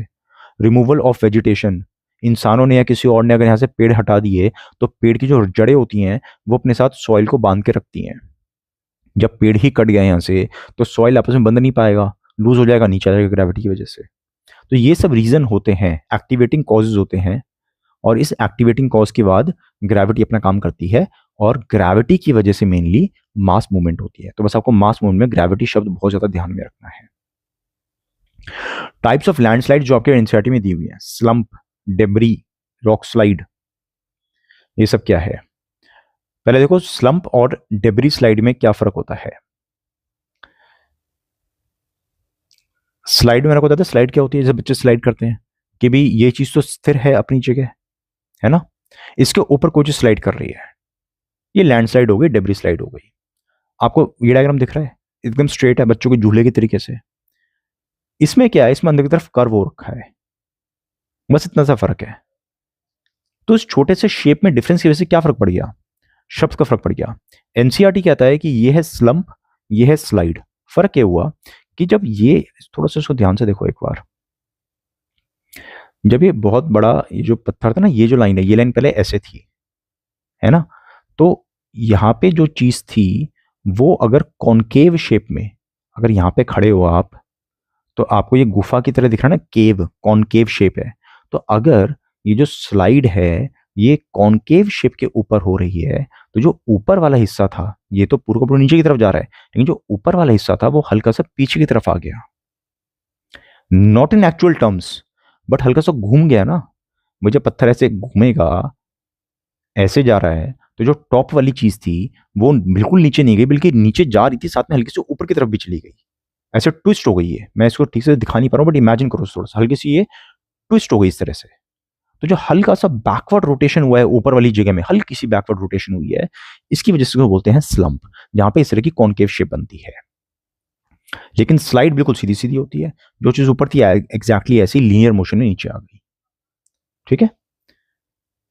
तो क्या है, coherent block slides on curved surface, top tilts backward, जो टॉप सरफेस है वो हल्का सा बैकवर्ड टिल्ट होता है।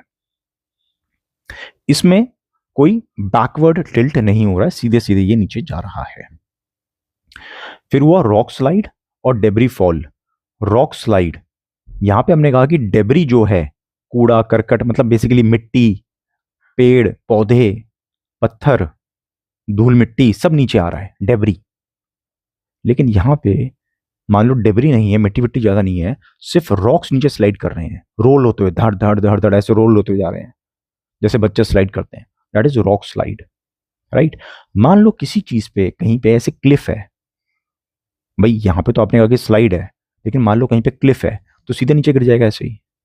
तो जो चीज नीचे गिर रही है, अगर वो नीचे पत्थर के साथ मिट्टी, कंकड़, सारी चीजें गिर रही हैं, डेबरी गिर रहा है, तो बोलते हैं डेबरी फॉल। ये स्लाइड नहीं है, तो फॉल है, सीधे नीचे गिर गया। यहाँ पे कुछ ऐसे स्लाइड नहीं बन रही, दिस इज फॉल, तो डेबरी फॉल है। लेकिन अगर यहाँ पे डेबरी नहीं गिर रहा, सिर्फ पत्थर गिर रहा है, पत्थर रखा था, पत्थर नीचे गिर गया, तो that will be rock fall. कितना सिंपल सा है। मुझे नहीं लगता कि इससे ज्यादा यूपीएससी पूछने वाला है, ठीक है। अच्छा, एनसीईआरटी के अंदर एक बॉक्स बना हुआ है, बॉक्स के अंदर लैंडस्लाइड का रीजन दिया हुआ है कि हिमालय और वेस्टर्न घाट्स में लैंडस्लाइड क्यों होती है। और ये क्वेश्चन मेंस में आ चुका है, प्रीलिम्स में नहीं, मेंस में आ चुका है कि हिमालयाज में इतनी ज्यादा लैंडस्लाइड क्यों होती है, राइट। उस बॉक्स के अंदर दोनों चीजें दी हुई है और कंपैरिजन दिया हुआ है कि वेस्टर्न घाट मेनली नीलगिरी हिल्स में और हिमालयस में क्या रीजन है लैंडस्लाइड का। ऑब्वियस सी बात है कि हिमालयस में ज्यादा लैंडस्लाइड होती हैं, क्यों भाई, वहां पे छोटे छोटे भूकंप आते रहते हैं, क्योंकि हिमालयस तो प्रॉपर टेक्टोनिक प्लेट्स का जहां पे टकराव होता है एग्जैक्टली वहीं पे बने हुए हिमालयस, तो वहां पे तो होगा, छोटे छोटे भूकंप आते रहेंगे on a daily basis, daily भी नहीं तो अक्सर आते रहते हैं, है ना, मूवमेंट होती रहती है। और आज भी हिमालयस ऊपर की तरफ बढ़ रहे हैं, तो मूवमेंट तो हो रही है। तो टेक्टोनिक एक्टिविटी की वजह से यहाँ पे लैंडस्लाइड होती रहती है। सेडिमेंट्री रॉक, पहले बताया था मैंने आपको कि ये एशिया था, हर क्लास में बताता हूँ, एक ही बात को बोर हो गए होंगे अब तो आप लोग। इंडियन पेनिनसुला टकराया इससे, तो यहाँ पे बीच में समुद्र था, टेथस सी था, तो यहाँ पे खूब सारे कॉन्टिनेंटल शेल्फ पे सेडिमेंट्स थे, ये इसके भी कॉन्टिनेंटल शेल्फ पे सेडिमेंट थे। जब आपस में टकराए तो सारे सेडिमेंट ऊपर उठ गए और बन गए सेडिमेंट्री हिमालयास। तो ये सेडिमेंट्री रॉक्स के बने हुए हैं, ज्यादा ठोस पत्थर नहीं होता है सेडिमेंट्री रॉक। चैप्टर नंबर 5 में पढ़ा था सेडिमेंट्री रॉक क्या होते हैं, राइट। एंड स्टीप स्लोप, भाई हिमालयास तो इतने ज्यादा ऊंचे हैं तो उनकी स्लोप भी बहुत ज्यादा स्टीप है ना, तो इसलिए स्टीप स्लोप। तो ये रीजन है हिमालय में लैंडस्लाइड के। अब वेस्टर्न घाट में क्या होती है, वेस्टर्न घाट में भी स्लीप स्लोप्स हैं। एक सेकेंड, वेस्टर्न घाट्स यहां गुजरात से लेके यहां केरला तमिलनाडु तक जाते हैं, है ना। जैसे जैसे हम साउथ की तरफ जाते हैं वैसे वैसे पर्वतों की हाइट बढ़ती रहती है, राइट। तो ज्यादा स्लोप जो है, मेनली नीलगिरी हिल्स की बात कर रहे हैं, तो यहाँ पे इनकी स्लोप ज्यादा है और यहाँ पे स्लोप थोड़ी कम है, इसलिए यहाँ पे लैंडस्लाइड ज्यादा होती है केरला साइड में, राइट। तो स्टीप स्लोप तो दोनों जगह रीजन है। हिमालयस में टेक्टोनिक एक्टिविटी है, लेकिन वेस्टर्न घाट्स में ज्यादा टेक्टोनिक एक्टिविटी नहीं है, रादर यहाँ पे हेवी रेनफॉल है। क्यों, मॉनसून आता है यहां से, सबसे पहले इन्हीं से टकराता है, तो यहाँ पे बहुत ज्यादा रेनफॉल होगी, करेक्ट। यहाँ पे लैंडस्लाइड हो रही है, सॉरी यहाँ पे टेक्टोनिक एक्टिविटी है लेकिन यहाँ पे रेनफॉल बहुत ज्यादा है, राइट। तो ये चीज हो गई। दूसरा, हमने कहा कि हिमालयाज यहाँ पे सेडिमेंट्री रॉक के बने हैं, ठीक बात है, लेकिन जो वेस्टर्न घाट है ये सेडिमेंट्री रॉक के नहीं बने, ये हार्ड रॉक के बने हैं, बहुत पुराने पत्थर हैं, जैसे अरावलीज हैं, ऐसे वेस्टर्न घाट से बहुत पुराने पत्थर हैं, बहुत स्टेबल है, बहुत मजबूत है, तो फिर तो नहीं टूटने चाहिए ये, इनको कौन तोड़ देता है फिर, समय, समय बहुत बलवान है, समय के साथ वेदरिंग होती है, राइट। तो मैकेनिकल वेदरिंग की वजह से ये टूटते हैं। ये आपके एनसीईआरटी में दिया है, अपने हिसाब से नहीं पढ़ा रहा हूं ये चीजें, राइट। मैकेनिकल वेदरिंग का एनसीईआरटी में दिया है, टेम्परेचर चेंज मेन रीजन है। आप कहोगे सर, अगर आप ध्यान से सुन रहे हो क्लास को, सोच रहे हो, तो क्वेश्चन आना चाहिए सर ये तो गलत बात है। क्यों सर, जो वेस्टर्न घाट हैं वो तो बिल्कुल कोस्ट के अलोंग जा रहे हैं, और कोस्टल इलाकों में टेम्परेचर चेंज तो ज्यादा नहीं होता, और यहां पे एनसीईआरटी कह रहा है कि टेम्परेचर चेंज की वजह से ही यहां पे मैकेनिकल वेदरिंग हो रही है। ये तो गलत कह रहा है एनसीईआरटी, फिर सही कह रहा है, कुछ गलत नहीं है इसमें। कैसे सही है भाई, कोस्टल इलाकों में तो टेम्परेचर सेम सा रहता है ना, तो यहां पे टेम्परेचर चेंज इतना ज्यादा हो रहा है कि मैकेनिकल वेदरिंग हो रही है।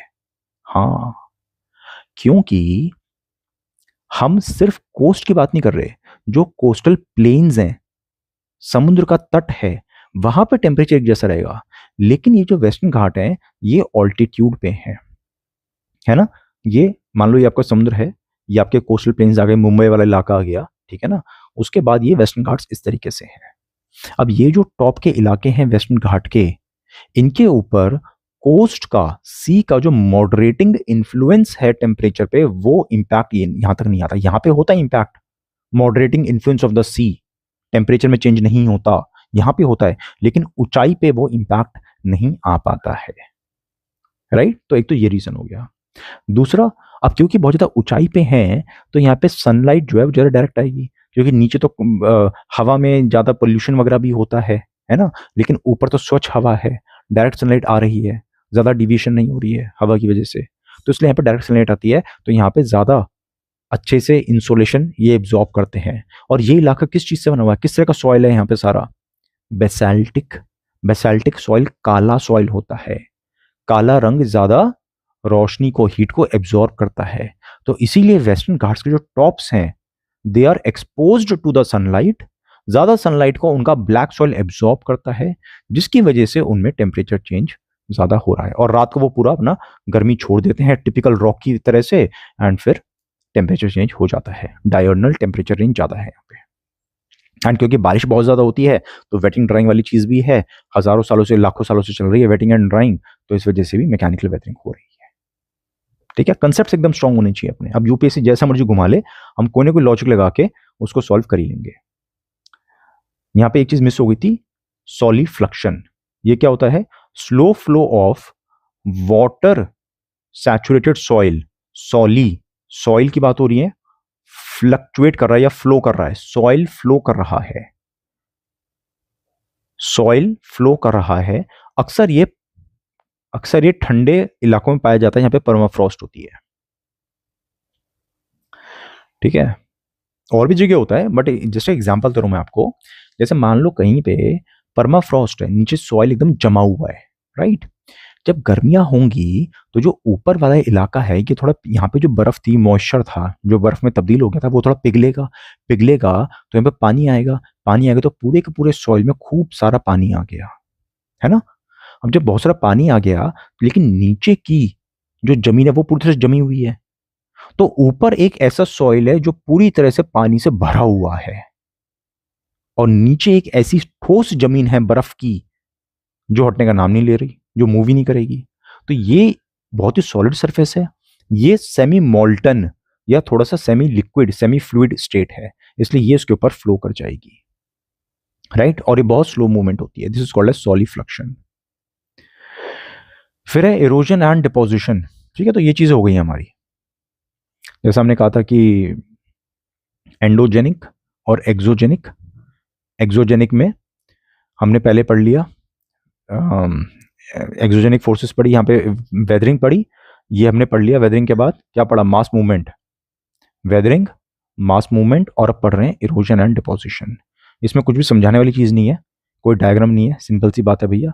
इरोजन आपको पता है क्या होता है, ठीक है ना, जियोमॉर्फिक एजेंट जो अपने साथ किसी चीज को बहा के ले जाते हैं। जब वो किसी चीज को बहाते हैं, जैसे मान लो यहाँ पे पहाड़ के ऊपर कोई पानी वानी किसी चीज को बहा के ले गई, तो अब जो नीचे पानी आया, इस पानी में सिर्फ पानी नहीं है बल्कि पत्थर के कंकड़ टुकड़े भी हैं। तो अब ये यहाँ पे जो अब्रेजन करेगा, जो यहाँ पे तोड़फोड़ करेगा, इरोजन करेगा, वो और ज्यादा स्ट्रांग होगा, क्योंकि अभी सिर्फ पानी नहीं है, पानी के अंदर थोड़े ठोस चीजें भी हैं। तो abrasion by rock debris also aids in further erosion. Weathering helps in erosion but it is not a prerequisite. Weathering अगर हो रही है, पत्थर कमजोर हो रहा है, वेदरिंग का काम क्या होता है, पत्थर को कमजोर करना। तो अगर पत्थर कमजोर हो रहा है तो उससे इरोजन में हेल्प मिलेगी, इरोजन ज्यादा अच्छी तरह आसानी से हो जाएगा, है ना, वहां से मटेरियल और आसानी से इरोड हो जाएगा, हट जाएगा वहां से। लेकिन ये कोई जरूरी चीज नहीं, अगर वेदरिंग ना हो तो भी अगर कॉन्टिन्यूसली पानी बहे जा रहा है तो अपने साथ धीरे धीरे इरोजन वो करता रहेगा। फॉर एग्जाम्पल आपने सुना होगा कि एक कुआं है, कुएं के ऊपर वो रस्सी जा रही है ना, करत करत अभ्यास के सिल प्रति होता ना, वो सिल पर निशान पड़ जाता है। तो उसी तरह से जब पत्थर पे निशान पड़ गया पर रस्सी की वजह से, उसी तरह से जब पानी बहे जा रहा है पत्थर के साथ में, तो वो पानी भी धीरे धीरे, जियोमॉर्फिक एजेंट जो पानी है वो अपने साथ पत्थर को धीरे धीरे इरोड करे जा रहा है। अगर वेदरिंग हो गई है, पत्थर की वेदरिंग हो रही है, तो और अच्छा हो जाएगा और आसान हो जाएगा इरोजन। अगर वेदरिंग नहीं हो रखी तो थोड़ा मुश्किल होगा, लेकिन होगा जरूर इरोजन। ठीक है, तो वेदरिंग, मास वेस्टिंग, इरोजन, ये जो तीनों चीजें हमने पढ़ी, एक्सोजेनिक फोर्सेस जो करती हैं, ये सभी डीग्रेडेशनल प्रोसेस हैं। डीग्रेड का क्या मतलब होता है?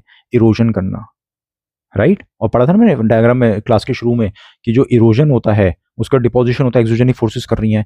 एक्सोजेनिक फोर्सेस को हम लैंड तोड़ने वाली फोर्सेस मानते हैं, राइट? जो लैंड को तोड़ती रहती हैं। एंडोजेनिक लैंड को बनाती हैं, एक्सोजेनिक लैंड को तोड़ती हैं। जब तोड़ती है तो कहीं तो डिपॉजिट करेंगी। तो deposition is an automatic feature of erosion. ये कोई अलग से प्रोसेस नहीं है, आप इसको ऐसा कह सकते हो अगर ग्लोबल स्केल पे देखो तो। वेस्ट बंगाल साइड में डेल्टास बने हुए हैं, गंगा नदी ने बहुत बड़े डेल्टास बनाए हैं, वो डिपोजिशन की वजह से है। अगर आप सिर्फ उसी इलाके को देखोगे तो आपको लगेगा डिपोजिशन हो रहा है, बट अगर पूरी पिक्चर देखोगे तो पता चलेगा कि यार हिमालयाज में अगर इरोजन हो रहा है तो अल्टीमेटली कहीं तो डिपोजिशन होगा ही ना। तो इसीलिए एक्सोजेनिक फोर्सेस को हम इरोडिव डीग्रेडेशनल प्रोसेसेस मानते हैं। हालांकि यहाँ पे एग्रेडेशन भी होती है, क्योंकि जब इरोजन होगा तो डिपोजिशन भी होगा। Deposition is a aggradation process, these three are degradational processes. Climatic versus non climatic agent. ये जो जियोमॉर्फिक एजेंट है जो इरोजन डिपोजिशन करते हैं, ये 5 दिए हुए हैं एनसीईआरटी के अंदर: wind, water, glacier, waves and ground water. इनमें से जो विंड, रनिंग वाटर और ग्लेशियर है, इनको एनसीईआरटी कहता है दीज आर क्लाइमेटिक कंट्रोल्ड। क्या मतलब हुआ? और जो वेव्स हैं, समुद्र के तट पर जो वेव्स हैं, और ग्राउंड वाटर है धरती के नीचे, इसको नॉन क्लाइमेटिक कहा गया है। सिंपल सा डिफरेंशिएशन ये है, क्लाइमेटिक मतलब कि किसी इलाके का जहां पे इरोजन हो रहा है, जिस इलाके में इरोजन हो रहा है, उस इलाके का क्लाइमेट अगर किसी एजेंट को इन्फ्लुएंस कर रहा है तो वो क्लाइमेटिक कंट्रोल्ड है। ठीक है, क्लाइमेट जो है वो इन एजेंट को इन्फ्लुएंस कर रहा है तो वो क्लाइमेटिक कंट्रोल्ड एजेंट है। पहाड़ों के बीच में ग्लेशियर्स हैं, क्योंकि वहां पे ठंड बहुत ज्यादा है, क्लाइमेट ऐसा है कि ग्लेशियर बन रहा है और ग्लेशियर धीरे धीरे पिघल के नीचे आ रहा है, मूव हो रहा है। तो ग्लेशियर एक क्लाइमेट के द्वारा कंट्रोल किया गया एजेंट है। जब ग्लेशियर पिघलेगा तो बहता हुआ पानी निकलेगा, running water. Running water glacier से कैसे बना? क्लाइमेट की वजह से। क्लाइमेट वार्म हुआ तो रनिंग वाटर मिल गया, रनिंग वाटर ने इरोजन कर दी, तो ये भी क्लाइमेट की वजह से कंट्रोल हो गया। बारिश बहुत ज्यादा हो गई पहाड़ों में, बाढ़ आ गई, तो रनिंग वाटर की वजह से इरोजन बहुत ज्यादा हो गया, है ना? तो क्लाइमेट ने कंट्रोल किया इसको। हवा तो चली रही है क्लाइमेट की वजह से, है ना? तो लोकल एरिया में जैसे जो क्लाइमेट है वो कंट्रोल कर रहे हैं एजेंट्स को। Non climatic, coastal waves. आप कहोगे सर वेव्स तो बनती ही हवा की वजह से है, क्लाइमेट की वजह से है। मान लो ये कोस्ट है, ये पूरा कोस्ट यहाँ पे लोग रहते हैं और ये सारा पानी है ना? आप यहाँ पे खड़े हो बीच के ऊपर, ये बीच है, बीच पे आपने देखा कि सर वेव्स आ रही हैं। वेव्स कैसे आती हैं? समुद्र में लहरें कैसे बनती हैं? यहाँ पे हवा चल रही है, प्लानिटरी वेव्स वगैरह, प्लानिटरी विंड्स वगैरह चल रही हैं, है ना? पानी गर्म होता है, उसके से ऊपर जाता है, हवा ऊपर जाती है, हवा गर्म हो जाती है, उसके से एयर सर्कुलेशन बनता है, एयर सर्कुलेशन की वजह से वाटर सर्कुलेशन होता है। तो क्लाइमेट की वजह से ही वेव्स बन रही हैं। लेकिन आपके पास यहाँ पे, आपके पास बीच पे खड़े हुए जो वेव्स आई, क्या वो वेव्स इसी जगह के क्लाइमेट की वजह से बनी है? नहीं, वो तो ग्लोबल फिनोमेना है।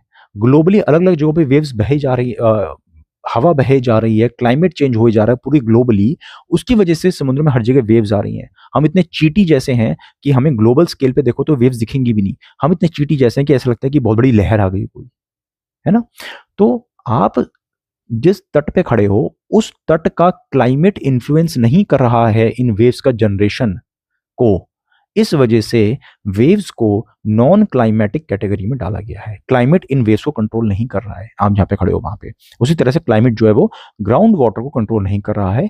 ग्राउंड वाटर का लिथोलॉजिकल कैरेक्टर होता है जो कि कास्ट टोपोग्राफी से रिलेटेड है। कास्ट टोपोग्राफी हम नेक्स्ट चैप्टर में पढ़ेंगे। ये सिर्फ वहीं पे बनती है जहां पे रॉक्स परमिएबल होते हैं, उनके अंदर ऐसे केमिकल्स एलिमेंट्स होते हैं, मिनरल्स होते हैं जो वाटर में डिसॉल्व हो जाते हैं, और जहां पे वाटर अवेलेबल होता है। डिपोजिशन, ये तो सिंपली इरोजन का एक कॉन्सिक्वेंस है। और जो कोर्स मटेरियल होगा वो पहले सेटल होगा, नीचे होगा, और फाइन मटेरियल ऊपर होगा। कितनी ऑब्वियस सी बात है। जैसे अगर आपने बचपन में कोई एक्सपेरिमेंट किया हो ना, पानी वाला, जिसमें पानी को प्योरीफाई करना होता है, ठीक है? या चलो वो वाला छोड़ो आप। कोर्स मटेरियल का सिंपल सा मतलब यही है कि जैसे ये हिमालयाज है, यहाँ से एलुवियम डिपॉजिट हो जा रहा है। तो यहाँ पे नॉर्दर्न प्लेन्स के ऊपर अब अगर ये सॉइल की प्रोफाइल देखोगे तो ऊपर जो है बहुत ही बारीक सॉइल है, लेकिन जब नीचे धीरे धीरे धरती खोद के नीचे जाओगे तो नीचे आपको मोटे मोटे पत्थर मिलेंगे और सबसे नीचे मिलेगा पेरेंट रॉक, राइट। तो नीचे नीचे जैसे आप जाओगे वैसे जो कोर्स मटेरियल होगा वो नीचे की तरफ रहता है, और जो फाइन मटेरियल होता है, सिल्ट होती है बिल्कुल, वो ऊपर की तरफ होती है। ठीक है, बस इतनी सी चीज दी हुई है, इसमें कंफ्यूज नहीं होना आपने बिल्कुल भी। तो डिपोजिशन कैसे होता है, कोर्स मटेरियल, मोटा मटेरियल नीचे की तरफ रहेगा और जो फाइन पाउडर है वो ऊपर की तरफ रहेगा। सॉइल फॉर्मेशन, पीडोजेनेसिस, ये थोड़ा सा इंपॉर्टेंट है। इसके ऊपर आई थिंक पिछले 1-2 साल में भी यूपीएससी क्वेश्चन पूछ चुका है, जिसमें यूपीएससी ने पूछा था about the soil organic matter, soil organic content के बारे में यूपीएससी ने पूछा था, जो अभी हम यहाँ पे बैच से पहले पढ़ा चुका हूँ, बट एक बार यहाँ पे और अच्छे से पढ़ लेंगे। ठीक है, कि सॉइल ऑर्गेनिक मैटर क्या होता है, हमस कंटेंट, कोल्ड एरियाज में हमस ज़्यादा होता है, ट्रॉपिकल में कम होता है। मैं उल्टा बोल गया क्या, बिल्कुल ठीक बोला हूँ। ट्रॉपिकल एरियाज में हमें ऐसा लगता है कि हमस कंटेंट ज़्यादा होना चाहिए, ये हमस होता है। ठीक है ना, हमें लगता है ये जो हमस है ना, खाद सी ऐसे दिखती है डेड ऑर्गेनिक मैटर से, हमें लगता है कि ट्रॉपिकल एरियाज में ये हमस कंटेंट ज़्यादा होना चाहिए, लेकिन ये कम होता है, और कोल्ड एरिया में एक्चुअली ज़्यादा होता है। ऐसा क्यों, ये एनसीईआरटी, ये यूपी से पूछ चुका है प्रीलिम्स के अंदर आपके। क्लास थोड़ी लंबी हो गई, I am sorry, but important class है ये। ठीक है, तो सॉइल फॉर्मेशन 5 फैक्टर्स होते हैं, parent material, topography, climate, biological activity and time. 5 factors हैं सॉइल डेवलपमेंट के। पेरेंट मटेरियल जैसा रॉक होगा वैसे ही उसमें से मिनरल्स वगैरह निकलेंगे, वैसे सॉइल बनेगा। टोपोग्राफी, कहीं पे प्लेन्स है, कहीं पे स्लोप है। क्लाइमेट जैसा होगा, बारिश, सर्दी, गर्मी, रेगिस्तान, उसके हिसाब से होगा, है ना। बहुत ज़्यादा अगर बारिश हो रही है अपने साथ सारा मिनरल्स को बहा ले जाएगी। गर्मी बहुत ज़्यादा है तो क्या होगा, जैसे रेगिस्तान है तो वो ज़मीन का भी पानी ऊपर की तरफ आ जाएगा, सूख लेगी वो। Biological activity, plants and animals उसको इसमें हमस कंटेंट वगैरह देते रहते हैं, और समय के साथ साथ, समय बड़ा बलवान है, धीरे धीरे सॉइल और ज़्यादा डेवलप होता रहता है। ठीक है जी, ये हुए आपके 5 फैक्टर्स। अच्छा, इसमें ना इन पांचों को एनसीईआरटी क्लासिफाई करता है as passive and active factors. Passive and active factors, इनमें से क्लाइमेट और बायोलॉजिकल एक्टिविटी एक्टिव है, बाकी सब पैसिव हैं। क्लाइमेट और बायोलॉजिकल एक्टिविटी एक्टिव हैं, बाकी सब पैसिव हैं। क्यों, क्योंकि एक्टिवली फोर्स लगा रहे हैं। भाई जब सॉइल बनता है तो ये क्लाइमेट की वजह से पानी, धरती, ये हवा वगैरह, रोशनी, इन सब ये एक्टिवली चेंज कर रहे हैं, एक्टिवली फोर्स लगा रहे हैं। आज भी फोर्स लगा रहे हैं सॉइल के ऊपर, रॉक के ऊपर, कि वो सॉइल बन जाए। ऐसी एनिमल्स आज भी कॉन्टिन्यूसली फोर्स लगाए जा रहे हैं, लेकिन टाइम धीरे धीरे अपने आप चल रहा है, अपने आप काम हो रहा है धीरे धीरे। टोपोग्राफी ने एक बार कंडीशंस दे दी आपको, सूटेबल कंडीशंस, अब वो एक्टिवली फोर्स नहीं लगा रही पत्थर के ऊपर। पेरेंट मटेरियल भी, उसने भी सोर्स सप्लाई कर दिया मिनरल्स का, लेकिन कोई एक्टिवली फोर्स नहीं लगा रहा। तो जो चीज एक्टिवली फोर्स लगा रही है उसको बोलते हैं एक्टिव फैक्टर्स, और ये तीनों है पैसिव फैक्टर्स। तो ये चीज मैंने यहां पे लिख दी है। पेरेंट रॉक, या तो इन सीटू, जहां पे जो रॉक है वही धीरे धीरे सॉइल में कन्वर्ट हो जाएगा, या हो सकता है लैंडस्लाइड की वजह से, किसी और वजह से वहां पे डिपॉजिट हो गया, जैसे कि डेल्टाज हैं, या पूरे के पूरे हमारे नॉर्दर्न प्लेन्स हैं। पूरे नॉर्दर्न प्लेन्स ही डिपोजिशन से बने हुए हैं, हिमालयन रिवर्स ने जो डिपॉजिट किए हैं एलुवियम के, है ना। Young soils show strong link to the parent rock, ये भी कितनी ऑब्वियस सी बात है। भाई ये पेरेंट रॉक था, मान लो आपका, यहाँ पे जो यंग सॉइल, जो यहाँ पे सॉइल बना था, वो पेरेंट रॉक से ही डायरेक्टली बना हुआ है। लेकिन जैसे जैसे ओल्ड होता रहता है, यहाँ पे और डिपॉजिट्स आते रहते हैं, जैसे कि एलुवियम डिपॉजिट हुए नॉर्दर्न प्लेन्स के ऊपर, तो ये जो ऊपर की डिपॉजिशन हुई, ये डायरेक्टली शायद पेरेंट रॉक से रिलेटेड नहीं है, क्योंकि ये कहीं से डिपॉजिट होकर आई है। काफी टाइम में इसके ऊपर प्लांट, एनिमल, इनके अवशेषों की वजह से इसका कैरेक्टर काफी चेंज हो चुका है। इसका कैरेक्टर ओल्ड वाला जो है, जो बहुत पुराना सॉइल हो चुका है, उसका कैरेक्टर डायरेक्टली पेरेंट रॉक से मिलता जुलता नहीं है। लेकिन जो यंग होगा, जो रिसेंटली सॉइल बना है, उसका कैरेक्टर पेरेंट रॉक से ही डायरेक्टली इन्फ्लुएंस हो रहा है। ठीक है, टोपोग्राफी, ये तो हो गया पेरेंट रॉक वाला, पहला फैक्टर हो गया ये। ठीक है, दूसरा फैक्टर है topography. Soils are thin on steep slope, thick and dark on plains. बड़ी ऑब्वियस सी बात है, अगर यहाँ पे स्टीप स्लोप है तो यहाँ पे बहुत मोटी सॉइल की लेयर नहीं बन पाएगी, क्योंकि जैसे ही सॉइल की ज़्यादा मोटी लेयर बनेगी तो हर 100-200 कुछ सालों के बाद जो है बहुत तेज बारिश वगैरह होगी, अर्थक्वेक वगैरह आएगा और ये सारी चीज़ें नीचे आ जाएंगी। लेकिन जब प्लेन्स में सॉइल बन रहा है वो कहाँ जाएगा, वो तो मोस्टली यहीं पे रहेगा। इसलिए प्लेन्स में सॉइल की थिक लेयर होती है ना। जैसे कि हमारे हिमालयाज हैं, तो यहाँ पे प्लेन्स हैं हिमालय के नीचे, इसीलिए यहाँ पे सॉइल की इतनी थिक लेयर है। एलुवियम की कितनी डेप्थ है यहाँ पे, 1 से 2 किलोमीटर। ये हम इंडिया फिजिकल एनवायरनमेंट वाली एनसीईआरटी में पढ़ चुके हैं पहले ही, ठीक है। तो प्लेन्स में इसकी ज़्यादा सॉइल की ज़्यादा गहरी लेयर होती है और स्टीप स्लोप पे काफ़ी थिन सॉइल होता है। क्लाइमेट, अब क्लाइमेट में एनसीईआरटी में 2 चीज़ें दी हुई हैं, एक है बारिश का क्या रोल होता है, दूसरा टेम्परेचर का क्या रोल होता है। तो पहली चीज दी हुई है बारिश का रोल, पानी का रोल। ये पूरे की पूरी धरती है, यहाँ पे आपके पेड़ वेड़ उगे हुए हैं, ठीक है। बारिश हुई तो जो टॉप लेयर में यहाँ पे ए एंड ई लेयर में जो भी मिनरल्स वगैरह थे जो पानी में डिजोल्व हो सकते हैं, वो यहाँ से हटेंगे, पानी में डिजोल्व होंगे और अल्टीमेटली पेरेंट रॉक के अंदर तो जाएंगे नहीं, तो अंदर कहीं पे तो डिपॉजिट होंगे, है ना। तो जब ये बारिश का पानी अपने साथ इस मिनरल्स को डिसॉल्व करके नीचे ले जा रहा है, यहां से हटा रहा है, इरोजन हो रहा है, तो दैट इज इलुवेशन। इलुवेशन, इरोजन, इरोजन से ध्यान रखो इसको। और जब नीचे इन्हीं मिनरल्स को डिपॉजिट कर रहा है, दैट इज इलुविएशन, ठीक है। एलुविएशन और इलुविएशन याद कैसे रखोगे, या तो ये ध्यान रख लो कि यहाँ पे इरोजन हो रहा है, यहाँ पे डिपोजिशन हो रहा है, तो इरोजन मतलब ई, और जो ई नहीं है वो आई है, ठीक है। दूसरा, जैसे एबीसीडी पढ़ते हो, पहले ई आता है बाद में आई आता है। जैसे हमने एपिसेंटर का पढ़ा था कि धरती के सरफेस के ऊपर, धरती के अंदर अर्थक्वेक आया, यहाँ पे फोकस है और ऊपर होता है एपिसेंटर, तो पहले ई आता है फिर एफ आता है, अगर आप ऊपर से देखो तो। ऐसे अगर आप ऊपर से देख रहा हूँ, इंसान तो ऊपर से दिखेगा ना, तो यहाँ पे पहले ई आएगा फिर आई आएगा। हो गया याद, चलो ये हो गया क्लाइमेट में बारिश का रोल और टेम्परेचर का रोल। बारिश में ये हमने पहली चीज पढ़ ली। इसके बाद दिया हुआ है कि जो रेनी एरियाज हैं वहां पे ये जो एलिमेंट्स हैं ये सॉइल से हटके नीचे चले जाते हैं, ठीक है ना। एलुविएशन की वजह से ये पानी में डिजोल्व होते हैं, नीचे चले जाते हैं, नीचे डिपॉजिट होते रहते हैं।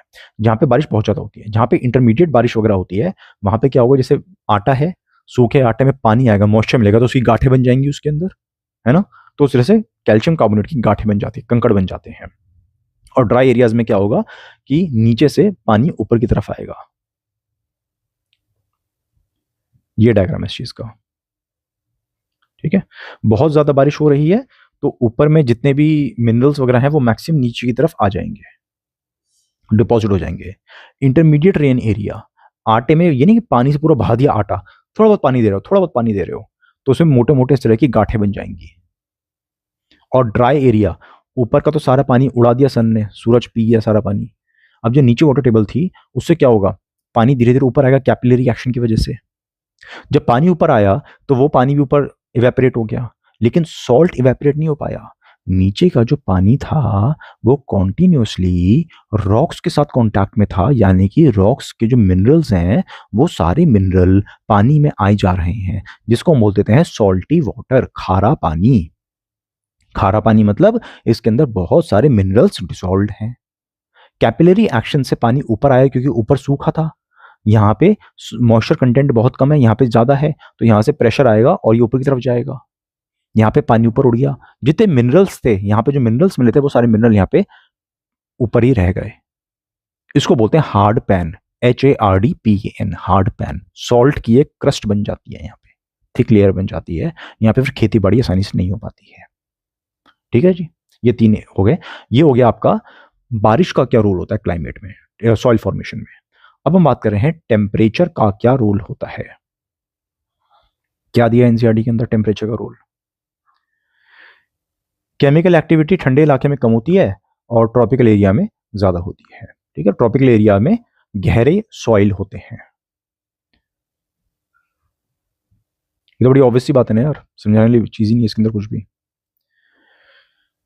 ठंडे इलाके में भाई सॉइल कैसे बना, सॉइल बना जब वेदरिंग हुई, बायोलॉजिकल एक्टिविटी हुई, है ना, बहुत सारी चीजें हुई।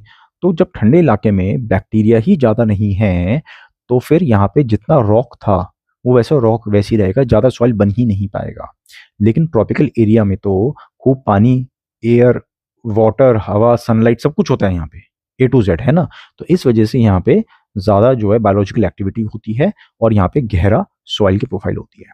तो बड़ी ऑब्वियस सी बात है, इसको बिल्कुल ध्यान रखो कि रेगिस्तान में, बहुत गर्म या बहुत ठंडे इलाके में सॉइल की प्रोफाइल ज़्यादा गहरी नहीं होगी, लेकिन ट्रॉपिकल एरियाज में सॉइल की प्रोफाइल बहुत गहरी होती है, राइट। तो ये हो गया टेम्परेचर का रोल। टेम्परेचर की वजह से यहाँ पे बैक्टीरिया खूब पनपता है, केमिकल रिएक्शन भी तेज होगा, बायोलॉजिकल एक्टिविटी भी तेज होगी, फिजिकल प्रोसेस भी ज़्यादा तेज होगा क्योंकि सनलाइट बहुत तेज पड़ रही है। लेकिन यहाँ पे क्या होगा, टुंड्रा में टेम्परेचर चेंज ज़्यादा होगा ही नहीं, हमेशा ठंडा पड़ा रहेगा, ना बायोलॉजिकल एक्टिविटी ज़्यादा हो पाएगी, ना केमिकल एक्टिविटी ज़्यादा हो पाएगी। ठीक है जी, ये भी हो गया क्लाइमेटिक फैक्टर। अगला फैक्टर है बायोलॉजिकल एक्टिविटी। ये सबसे इंपॉर्टेंट चीज़ है। ये 4 स्टेटमेंट आपके एनसीईआरटी के अंदर दी हुई है। अगर आप इनको एज इट इज पढ़ोगे तो शायद थोड़ा डाउट आ सकता है, और इसी के ऊपर यूपीएससी पहले क्वेश्चन पूछ चुका है प्रीलिम्स के अंदर। जो डेड ऑर्गेनिज्म होते हैं वो हमस ऐड करते हैं। वो फोटो कहाँ गई हमस वाली, एक सेकेंड, हाँ यहाँ पे पढ़ते हैं इसको। तो ये ऐसे, ये समझ रहे हो क्या है, ये ऐसे खाद सी है, ये डेड एनिमल्स के रिमेन्स वगैरह हैं जिनको थोड़ा बहुत डीकम्पोज कर दिया गया है बैक्टीरिया द्वारा, बैक्टीरिया फंगई इनके द्वारा। This is called as humus, HUMUS, humus. ठीक है जी। Organic acids form during humification helps in decomposition of parent rock. मैंने आपको पहले बताया था कौन कौन से एसिड निकलते हैं। ह्यूमिक एसिड है ना, और एक एसिड था, मैं भी नाम भूल गया उसका, थोड़ी देर पहले बताया था मैंने आपको कि 2-3 एसिड्स वगैरह होते हैं, वो इसकी फॉर्मेशन के दौरान वो एसिड्स निकलते हैं और उन एसिड से नीचे जो पेरेंट रॉक है उसकी केमिकल वेदरिंग होती है। कोल्ड एरियाज में बैक्टीरियल एक्टिविटी कम होती है, भाई ठंडा इलाका तो बैक्टीरिया ज्यादा नहीं पनपेगा वहां पे, इसलिए वहां पे ह्यूमस बहुत ज्यादा होता है। अब थोड़ा उल्टा लग रहा है आपको सुनने में, ध्यान तो सुनो। ठंडे, ये कह रहा है एनसीईआरटी, ठंडे इलाके में बैक्टीरिया ज्यादा होता नहीं, इसलिए ये ज्यादा होता है, ह्यूमस बहुत ज्यादा एक्यूमुलेट हो जाता है। और ट्रॉपिकल एरिया जहां खूब गर्मी होती है, खूब बैक्टीरिया होता है, वहां पे ह्यूमस सॉइल में बहुत कम होता है। थोड़ा उल्टा सा लग रहा है, समझते हैं इसको।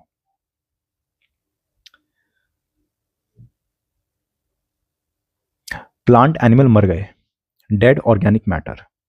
अब यहां पे बैक्टीरिया फंगई, इनके 2 रोल होते हैं, 2 स्टेप होते हैं। पहले स्टेप में ये क्या करते हैं, ये इसको खाद बना देते हैं, हमस बना देते हैं, जो मैंने अभी आपको फोटो दिखाई थी हमस की। ठीक है, ये हो गया ह्यूमिफिकेशन, हमिफिकेशन, डीकंपोज कर रहे हैं इसको। डॉम क्या है, डेड ऑर्गेनिक मैटर। ये बन गया सॉइल मतलब स्टेबल ऑर्गेनिक मैटर। इसके अंदर जो है पानी एब्जॉर्ब कर लेता है, ह्यूमस का बहुत बढ़िया रोल होता है, ये हवा एब्जॉर्ब करता है, पानी एब्जॉर्ब करता है, न्यूट्रिएंट को एब्जॉर्ब करके रखता है ताकि धीरे धीरे प्लांट वगैरह को देता है। ये बहुत इंपॉर्टेंट चीज होती है। ये हो गया पहला स्टेप। दूसरे स्टेप में क्या होता है, बैक्टीरिया फंगई भी रुके नहीं है, वो हमस के ऊपर और काम करते हैं और इसको कन्वर्ट कर देते हैं इनऑर्गेनिक मिनरल्स में, इनऑर्गेनिक मिनरल्स में इसको कन्वर्ट कर देते हैं। क्या मतलब हुआ, जैसे मान लो कार्बन है, एक होता है soil organic carbon, SOC, right. थोड़ा सा समझो इस बात को हल्का सा। मान लो खेत है, खेत में आपने खाद डाली, 2 तरह की खाद डाल सकते हो, ऑर्गेनिक और केमिकल फर्टिलाइजर। ऑर्गेनिक फर्टिलाइजर में क्या होगा कि वो फर्टिलाइजर जो किसी प्लांट एनिमल के रिमेन से आए हैं, है ना। और सेम केमिकल आप केमिकल फैक्ट्री के से लाए केमिकल फर्टिलाइजर से भी डाल सकते हो, राइट। तो उसी तरह से सॉइल में जो कार्बन है, सबसे ज्यादा कार्बन कहाँ पे है, सॉइल के अंदर है, वो 2 तरह से आता है, एक होता है ऑर्गेनिक कार्बन, दूसरा इनऑर्गेनिक कार्बन। जितने न्यूट्रिएंट्स हैं सॉइल के अंदर वो 2 तरह से आ रहे हैं, ऑर्गेनिक एंड इनऑर्गेनिक। ये जो चीज है, ये जो चीजें, पहली 2 चीजें, इन दोनों के अंदर ये ऑर्गेनिक एलिमेंट्स हैं सारे, ऑर्गेनिक मैटर है सारा, ऑर्गेनिक कार्बन है। लेकिन जब इसके बाद और मिनरलाइजेशन हुआ और ऑक्सीडेशन हुआ बैक्टीरिया द्वारा इसका, तो फिर ये बन जाते हैं इनऑर्गेनिक मिनरल। कार्बन तब भी रहेगा, न्यूट्रिएंट तब भी रहेंगे, NPK, नाइट्रोजन, फॉस्फेट, पोटेशियम, ये सब चीजें रहेंगी सॉइल के अंदर, लेकिन फिर ये इनऑर्गेनिक मिनरल्स के फॉर्म में आ जाती है। तो यहाँ पे थे ऑर्गेनिक, यहाँ पे हो गया इनऑर्गेनिक। तो बैक्टीरिया ने क्या काम किया, 2 काम किए, हमिफिकेशन और मिनरलाइजेशन। ठीक है, कंसेप्ट समझ गए। अब समझो आप बात को। ठंडे इलाके में ये जो डेड मैटर था, ठंडे इलाके में बैक्टीरिया ज़्यादा नहीं होगा, बैक्टीरिया फंगस ज़्यादा सर्वाइव नहीं कर पाते हैं, है ना। तो क्या होगा, ये इसको हमस में कन्वर्ट तो कर देंगे पार्शियली, लेकिन इसके बाद इतना बैक्टीरिया नहीं है कि वो इसको इनऑर्गेनिक मटेरियल में कन्वर्ट कर पाए। तो ये जमा होता रहेगा बहुत धीरे धीरे, बहुत धीरे धीरे धीरे ये जमा होता रहेगा। और यहाँ पे कोई बहुत ज़्यादा प्लांट्स भी नहीं होते जो इसके अंदर के एलिमेंट्स को एब्जॉर्ब कर पाए, है ना। तो इसलिए होगा क्या कि धीरे धीरे कोल्ड एरियाज में हालांकि बैक्टीरिया बहुत कम है, लेकिन फिर भी ये बैक्टीरिया बस इसको हमस में तो कन्वर्ट कर रहा है, लेकिन जो सेकंड स्टेप है जो कि इनऑर्गेनिक एलिमेंट्स में कन्वर्ट करना था, वो ज़्यादा नहीं कर पाया, इतना बैक्टीरिया था नहीं वहाँ पे। इसीलिए कोल्ड एरियाज में हमस कंटेंट बहुत ज़्यादा होता है। ठीक है सर। ट्रॉपिकल एरिया में क्या होगा, ट्रॉपिकल एरिया में बैक्टीरिया की भरमार है, खूब सारा बैक्टीरिया है। ये स्टेप फटाफट हो गया, और पहला स्टेप स्टेबलाइज भी नहीं हुआ, मतलब ये हमस यहाँ पे जिंदा रह नहीं पाता, ये अभी बना और अभी इसको कन्वर्ट करके इनऑर्गेनिक मिनरल्स में कन्वर्ट कर दिया। दोनों स्टेप बहुत जल्दी हो जाते हैं। इनफैक्ट कई बैक्टीरिया तो डायरेक्टली इस मैटर को सीधा इसी में कन्वर्ट कर देते हैं। दोनों काम साथ में चल रहे हैं, राइट। अब क्योंकि हमस इमीडिएटली कंज्यूम हो रहा है, इसलिए यहाँ पे ज्यादा हमस बचता ही नहीं है। इतनी सारी वेजिटेशन है, जितने भी मिनरल्स वगैरह चाहिए फटाफट लेते रहते हैं वो, और ये बैक्टीरिया को कन्वर्ट करता रहता है इसके अंदर। रैपिड सेकंड स्टेप, यहाँ पे क्या था, ineffective second step cold area में, यहाँ पे काफी रैपिड है, इसलिए यहाँ पे हमस बच ही नहीं पाता। तो इसीलिए फॉरेस्ट ट्रॉपिकल एरियाज के अंदर हमस कंटेंट बहुत कम होता है। ठीक है। अब अगर क्वेश्चन आ जाए सॉइल ऑर्गेनिक कार्बन कहाँ पे ज्यादा है कहाँ पे कम है, सिंपल सी बात है, बताया ना आपको, सॉइल यानी कि सॉइल के अंदर है। किस तरह का कार्बन पूछ रहा है, ऑर्गेनिक फॉर्म वाला। ऑर्गेनिक कार्बन कहाँ पे होगा, यहाँ पे होगा। तो जिस इलाके में आपको ये बहुत ज्यादा मिल रहे हैं वहां पे सॉइल ऑर्गेनिक कार्बन ज्यादा होगा, और जहां पे ये कम मिल रहे हैं वहां पे सॉइल ऑर्गेनिक कार्बन कम होगा थोड़ा। ठीक है। अगला है नाइट्रोजन फिक्सेशन। कुछ बैक्टीरिया होता है जो एटमॉस्फेरिक नाइट्रोजन को इस फॉर्म में डाल देता है, जिससे कि ये जो प्लांट्स के रूट नोड्यूल्स वगैरह होते हैं, यहाँ पे कुछ बैक्टीरिया वगैरह होता है, वोल्टीमीटर राइजोबियम वगैरह होता है, ऐसी तरह की चीजें बनाता है कि एटमॉस्फेरिक नाइट्रोजन को लेके इस केमिकल फॉर्म में डालता है, जिससे प्लांट उसको एब्जॉर्ब कर पाए। ठीक है। बाकी नाइट्रोजन फिक्सेशन एटमॉस्फेयर में भी होती है, लाइटनिंग के द्वारा, हम ह्यूमंस भी करते हैं। सॉइल में कुछ बैक्टीरिया भी रह रहे हैं जो नाइट्रोजन फिक्सेशन करते रहते हैं, हवा की नाइट्रोजन को इस फॉर्म में डालते रहते हैं कि उसको सॉइल के प्लांट्स वगैरह एब्जॉर्ब कर पाए। तो ये सारी चीजें, पूरी नाइट्रोजन साइकिल अलग चलती रहती है। ठीक है जी, ये चीज हो गई। बाकी जो ये तो पढ़ ही चुके हो कि जो बायोलॉजिकल एक्टिविटी वगैरह होती रहती है, इससे भी, जैसे अर्थवॉर्म है वो सॉइल को खाते हैं और सॉइल को निकालते हैं, तो उससे सॉइल की केमिस्ट्री टेक्सचर वगैरह भी बदलते रहते हैं। टाइम एक पैसिव फैक्टर है। यंग सॉइल्स में कुछ ज़्यादा डेवलप्ड हॉराइजन तो होते नहीं है भाई, जो यंग सॉइल होंगे, ठीक है ना, तो यंग सॉइल ये वाले हो गए नीचे वाले, और ये ओल्ड सॉइल हो गए, राइट। तो यंग सॉइल में कोई ज़्यादा वेल डेवलप्ड हॉराइजन्स नहीं होते हैं, जैसे कि जो रिसेंटली एलुवियम डिपॉजिट थे या ग्लेशियल टिल था। ग्लेशियल टिल क्या होती है, पहले पढ़ाया था ना हमने, कि ग्लेशियर अपने साथ धीरे धीरे जो है वो छोटे छोटे पत्थर, डेबरी, सैंड, सेडिमेंट सबको लाता रहता है। वो नई नई चीज़ें हैं, उनमें कोई ज़्यादा सॉइल प्रोफाइल डेवलप नहीं होती। लेकिन जितने पुराने हैं, जैसे कि नॉर्दर्न प्लेन्स हैं, बिलियंस ऑफ ईयर से बन रहे हैं ये, है ना, तो यहाँ पे जो है काफ़ी वेल डेवलप्ड सॉइल प्रोफाइल होती है। सॉइल को डेवलप होने में कितना टाइम लगेगा, इसके लिए आप कोई स्पेसिफिक टाइम स्केल डिफाइन नहीं कर सकते हो, बिकॉज जितने भी प्रोसेसेस होते हैं, जितने एक्सटर्नल फैक्टर्स लगते हैं, इतने सारे फैक्टर्स लगते हैं सॉइल को बनाने में, वो सारे फैक्टर्स अपने हिसाब से काम करते हैं। तो हम कोई स्पेसिफिक ये नहीं कर सकते कि 50 साल में सॉइल बन जाएगा, 100 साल में सॉइल बन जाएगा आसानी से। ठीक है, तो चैप्टर फाइनली फिनिश हो गया है। Thank you so much.